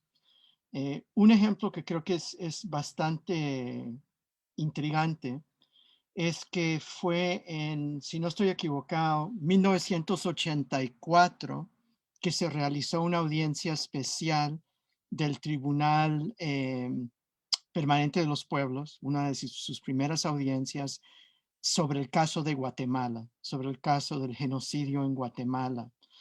Y fue una sesión, otra vez, de un tribunal de conciencia que planteó que lo que se había llevado a cabo en Guatemala tendría que caracterizarse en términos de del concepto de genocidio.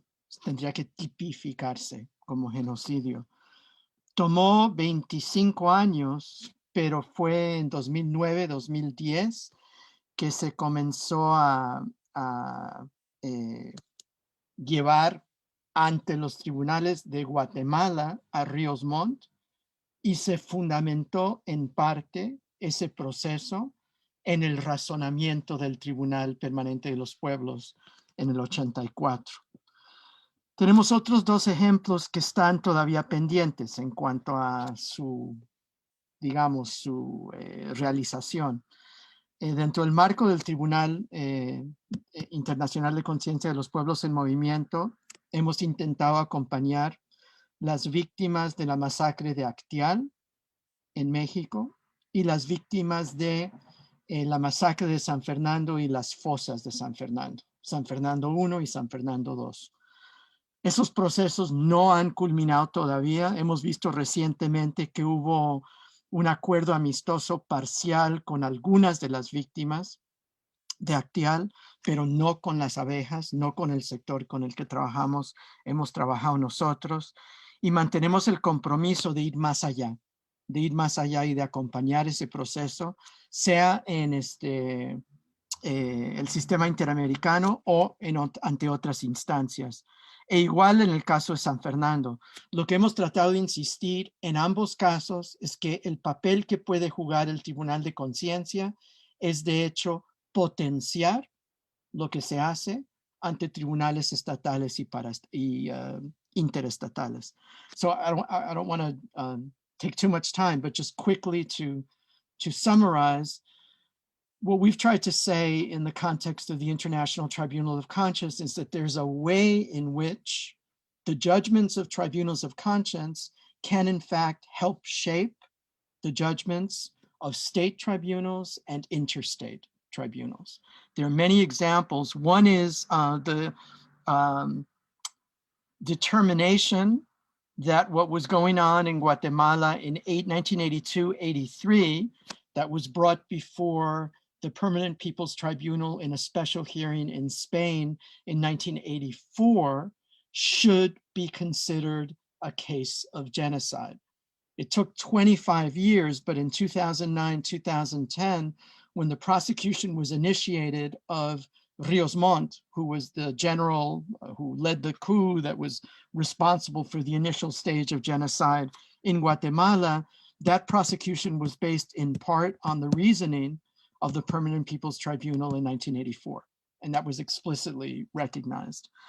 Another two examples that are still in process of unfolding are the cases of the Acteal massacre in Chiapas from 1997 and the San Fernando massacre and mass graves.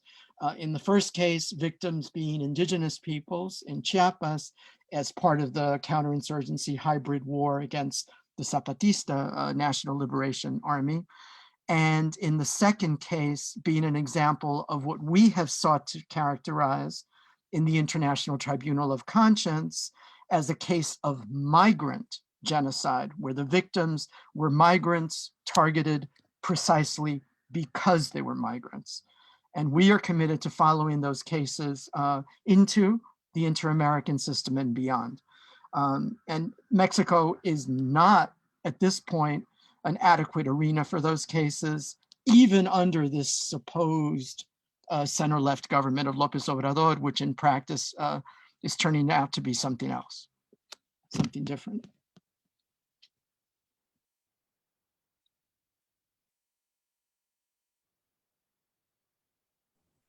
Perfecto, profesor Camilo. También hubo una pregunta, pero que después podríamos responder directamente al que hizo la pregunta sobre cómo tú diferencias tu pensamiento del pensamiento de Raja Gopal Balakrishnan. Sí. Yo creo que hay elementos interesantes en el trabajo de Rajagopal. Yo diría, de hecho, para mí una influencia más importante es precisamente el trabajo de RADHA de SOUZA. De hecho, estoy utilizando su texto en mi curso actual aquí en Taiwán, el de, ¿cómo se llama? What's Wrong with Rights. Yo diría que Rajagopal habría que asociarlo con ese núcleo de Boaventura, por un lado, y de César Rodríguez Garavito en el otro. Pero yo creo que, de hecho, yo siento mayor afinidad en cuanto a mi propia perspectiva con Boaventura y Rodríguez Garavito y no tanto con Rajagopal. Hay elementos interesantes en Rajagopal, pero creo que ha quedado un poco rezagado lo que él planteó. Yo creo que hay otros aportes más recientes. Muchas gracias, profesor Camilo. Perdóname también por hacer esta presión del tiempo, ¿no? Pero ahí vamos a escuchar a profesor MOHSEN con sus comentarios y conclusiones también. Muchas gracias.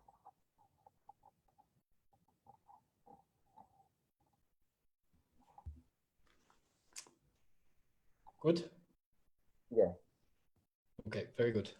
Okay, so quickly, it was a little difficult to hear the questions that were asked, but to the extent that I was able to decipher them, let me respond then. One of the questions had to do with the relationship between Latin America and international law. There's an excellent book then by Professor Arnulf Lorca. I'm sure many of you are familiar with it, on mestizo international law. He makes the argument there, then about the decolonization of South America being distinct, hence why he refers to them as semi-peripheral states. Now, what I take away from it that I always found fascinating then about the South American continent is there was a desire, when we look then at Carlos Calvo, Luis Drago, there was a desire then to be part of international law, to be part of the civilization then of states. And so there was an outright embrace of the epistemology of international law as it was established then by Europe. But it's a very useful book to examine. The second one that was mentioned, and this was directed, I think, at Professor CAMILO, but I did want to respond to it briefly. It had to do with the decolonization of human rights. And is it possible then even to decolonize human rights?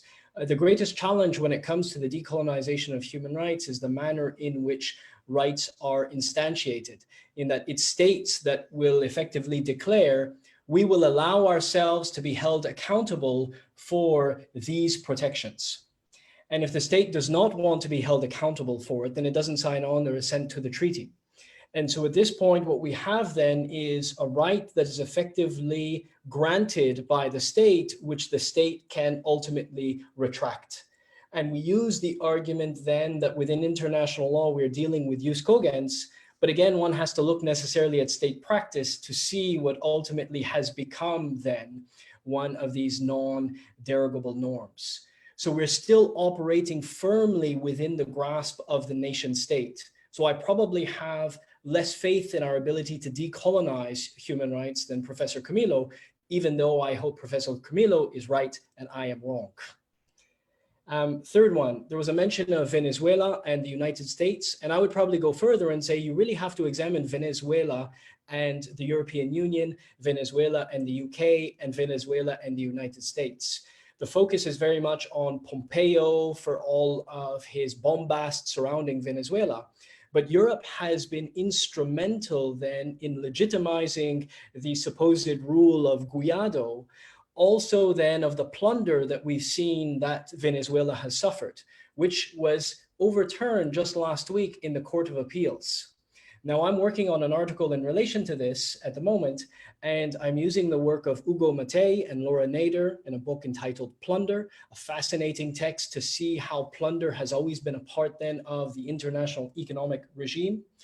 But I'm going beyond that as well and looking at the ways that international law has effectively always tried to serve this purpose. It always has to do ultimately with markets and resources, and the vast then reserves of oil that Venezuela possess are necessarily of high interest to Europeans and Americans alike.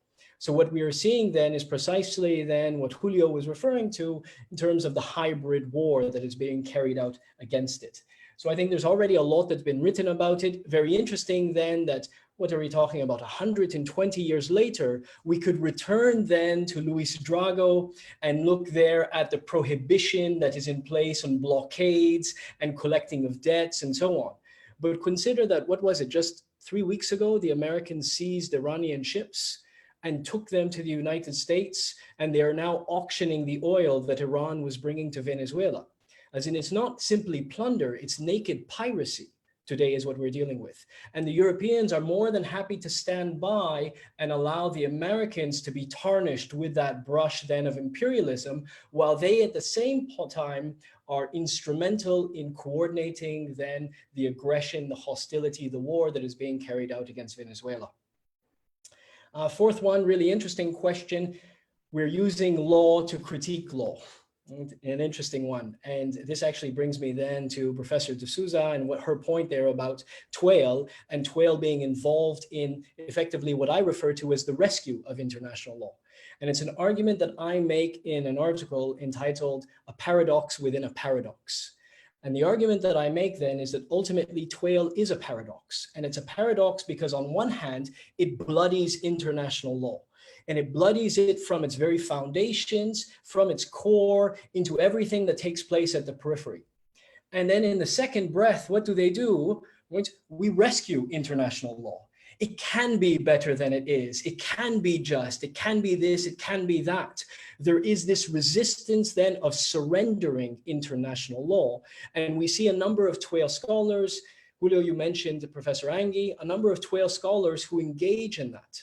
And Professor Angie is a comrade, and he recently wrote a piece for a symposium that I was running. And it was interesting because he described teaching TWAIL, teaching critical international law. And he says he'll always begin with positivism. And then afterwards, he'll introduce the critique. Now, I find that peculiar, and I find it peculiar because it denies then the epistemological violence that international law commits. And if we were to look then at some of the work of Aníbal Quijano, some of the work of Walter Mignolo, right, if we see that work, then we understand that ultimately by participating in this farce, we ourselves are ultimately legitimizing that farce and the violence that international law commits against us. Hence why I refer to TWAIL as a paradox within a paradox. Can we change? This was an interesting question as well. Can we change legal practice with TWAIL? Well, we TWAILers are often fond of mentioning the Chagos Islands decision, and we mention this because they actually reference a book by TWAIL scholars, the edited collection on Bandung, then by Vasuki Nesia, by Michael Fakri. And so we mention that and we say, oh, look, it was referenced in there, so TWAIL can have an impact. But again, you run into that same epistemological problem that you have from the outset. So the fact that we are now participating in it, we end up in a situation much like what South America had after then the end of colonization there. We are now participants in the system that violates us, willing participants in it. So can we change in legal practice? My position is no, not really. We're stuck still within the same regime and we ultimately reinforce it. The final question, and then I'll say 10, probably 15 seconds worth of closing remarks. Imperialism. Many thanks to Raphael for inviting me to UNAM. Please email me at mohsen. I'm kidding, but it would be good to visit you at UNAM. Imperialism then, and we are at a new stage with this type of surveillance or platform capitalism and such. And I say yes and no, it's not really new. And again, let's go back to what Professor de Souza said, the East India Company. Corporations, companies have always been catalysts of imperialism. That is very much the role that they've played. So if you read then the book on cotton by Sven Beckert, examining the history of cotton, and you see how quintessential the corporation was in all the devastation that England was able to, the havoc England was able then to wrought across South Asia. It had everything to do with these companies and with these corporate actors. So what I would love to see, and to the extent that Raphael is interested in carrying out, a comparison between the activities of the East India Company and Amazon. I think it would make a fascinating case study to put one next to the other because we are dealing in both instances with catalysts of imperialism. So my final remarks, this will take 10 seconds then, Julio, and it's over then to Professor de Souza. My final remarks are that when studying international economic law, you must understand that exploitation is good business. And international law is not anti-exploitation, quite the opposite. International law has been designed to regulate global capitalism, and global capitalism is necessarily exploitative, predatory, and so on. We understand that. So there's no way of delinking the two. So if you want to understand poverty, global poverty, if you want to understand why it is that people are immiserated, then examine poverty not as a condition that people suffer, but as a relationship. It's a relationship because it's not as though somehow I am magically out of the blue, as a result, I am poor. No, I am impoverished then by the activities of others, in the same way that I am immiserated by the actions of others. So thinking of poverty as a condition, thinking of the role of money, following the money, thinking of the role that money plays in informing these activities that international actors engage in will prove very helpful in overcoming that cognitive dissonance that is essential to the study of international law. To study European international law, we must practice cognitive dissonance. Why? Because everything that we see on the books, as soon as you look at it in the field, you say to yourself, but the Americans just seized an Iranian tanker in international waters and are now auctioning the oil. How is that even permitted? How can Guaidó be recognized by the European Parliament as being the legitimate government of Venezuela? The only way you can justify that is through the application of cognitive dissonance. By using money, by using misery as devices for the study of international law, you can overcome that cognitive dissonance and understand the very real imperial nature of international law that Professor de Souza described very eloquently. I'll leave it there. Thank you very much, Professor MOHSEN. Listening to you speaking about Iranian embarkments, I remember 10 years ago when Israel seized the ships who were taking humanitarian aid to Gaza, to Palestine, and killed the activists there. So it's a very similar serious situation. Yeah, so let's listen to, thank you very much, and then let's listen to Professor RADHA with her responses and final comments. There was no question for me from what you have, I couldn't follow the, was there any questions for me? I think there were general questions for everybody, and okay. I have asked something also about how can we delegate the international law and practice is in our profession as scholars of international law, and at the same time we dismiss what is our own profession. So how can you see what else we can do inside our practice? And also you feel free to comment what me and CAMILO and MOHSEN have said. Okay, from what I gather, that last question about how we as international lawyers, what can we do, is also similar to that question about, we are professionals and, how can you criticize the law and at the same time, I'll come to that because I think that's a very fundamental and a very important question, and it involves a very our worldview, if you like, the way we look at the world and the way we see the world. The way I see that is when I go to court as a barrister, which I am, and defend somebody who is accused of anti-terrorism or who is accused of whatever, I am not arguing for the rights of that person. Effectively, I'm saying, you have given me that right. I did not write the Constitution.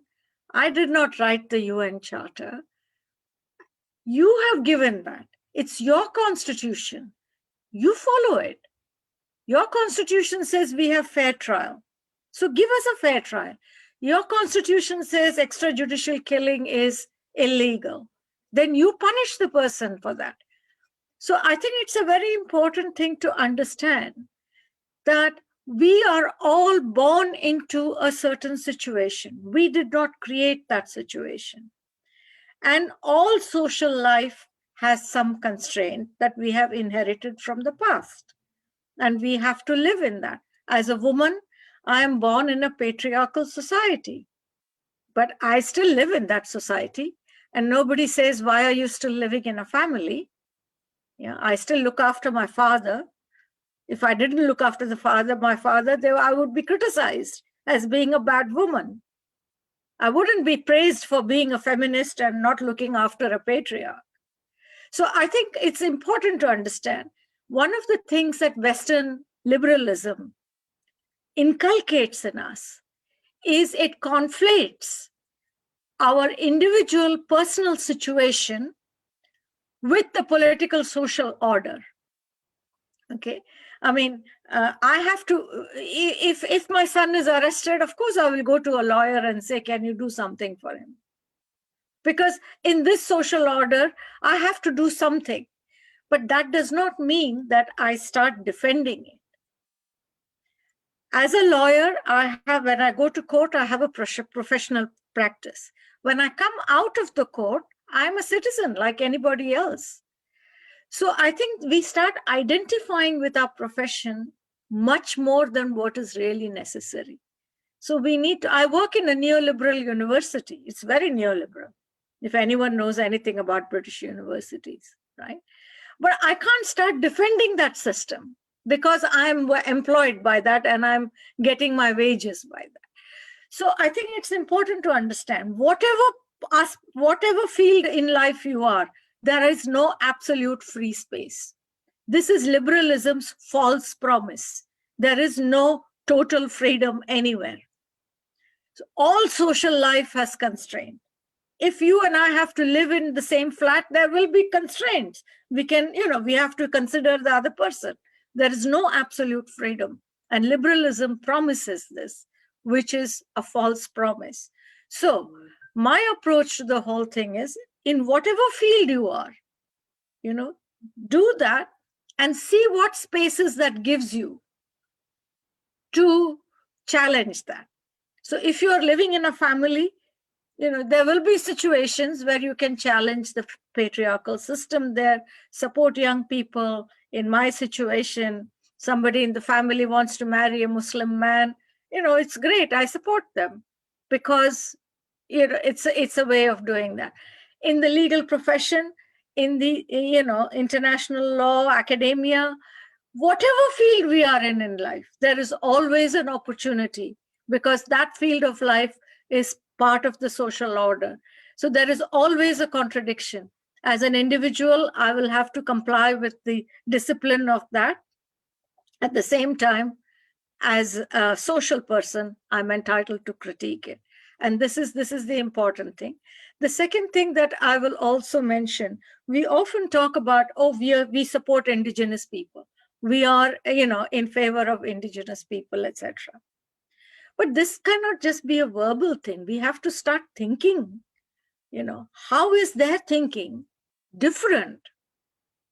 And one of the central aspects of indigenous thought, from what I understand, at least from the kind of indigenous people that we know about and we work with, is that everything has a history. Everything comes from somewhere.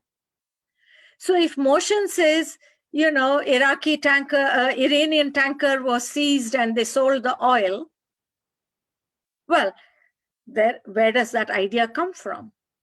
And of course, you have gunboat diplomacy, which was there before, where, goods, Argentinian goods and other goods were stopped and, seized and sold. That's where the word gunboat diplomacy comes from. Before that, if you look at colonial history, piracy was there. Piracy was a big issue among traders of the East India Company time. So throughout history, you will find this is not a new thing. We shouldn't even be surprised. Why are we surprised? Of course they did that. They've always done that. So if you believe in indigenous thinking, then think about the basic philosophy. Everything comes from somewhere. So, and ask yourself, where does this come from? And you very quickly find a whole long history of piracy, gunboat diplomacy. We call it something else now. It's gone on all the time.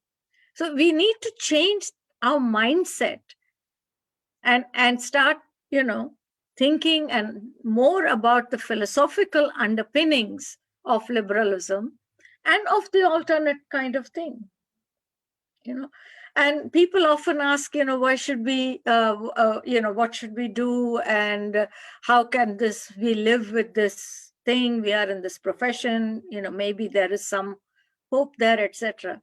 And I always ask this question.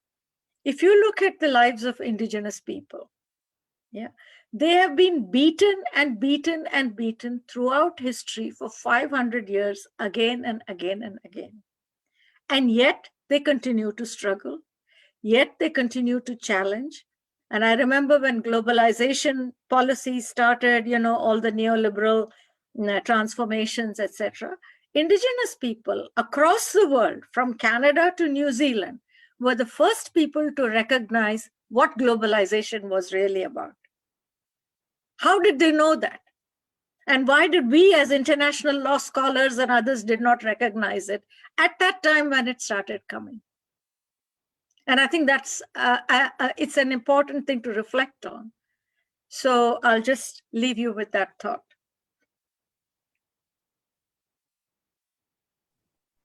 Thank you very much, Professor RADHA. Professor MOHSEN has justified that he had a commitment just now. I am very happy by listening when you speak about the philosophy and the way of thinking of the indigenous peoples and how we can learn and how we can deal with our challenges in professional life, in personal life, in familiar, and all of the topics. It's very, very good to listen from you. I'm sure that CAMILO have also learned so much about listening also. And I'm very totally glad to the organizers of the conference of Juridical Crítica.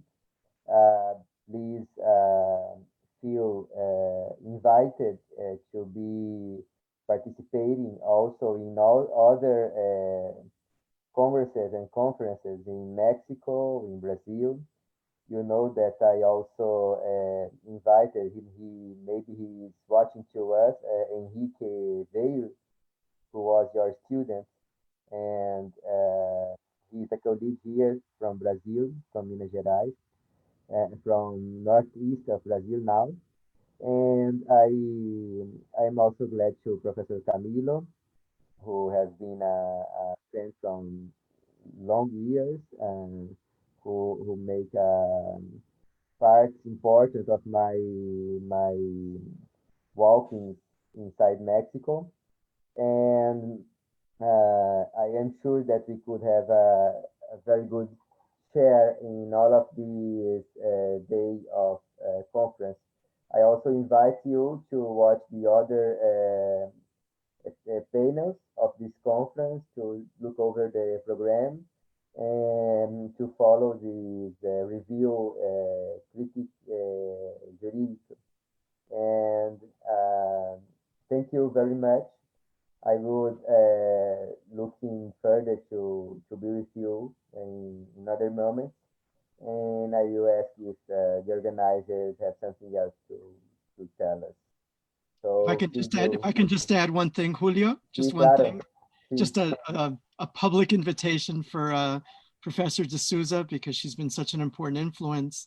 We are reading her text in my class here at the College of Law at the National Taiwan University, What's Wrong with Rights? And if perhaps I could contact her about the possibility of having you speak to the class remotely at some point, we would be honored if that was possible. Oh, thank you so much. That is, yeah, it's good to know that there is some purchase to things. No, just to get in touch with me, Camilo. Yeah, just sure. Yeah, feel free to get in touch with me. And thank you so much. And thank you, Julio, and los de Crítica Jurídica for organizing this. Muchas gracias. Thank you also, Julio, for this, and to Crítica Jurídica. Yeah. Thank you. And I hope we have more conversations, South-South conversations. Yes. Thank you. Okay, Rocío would say something.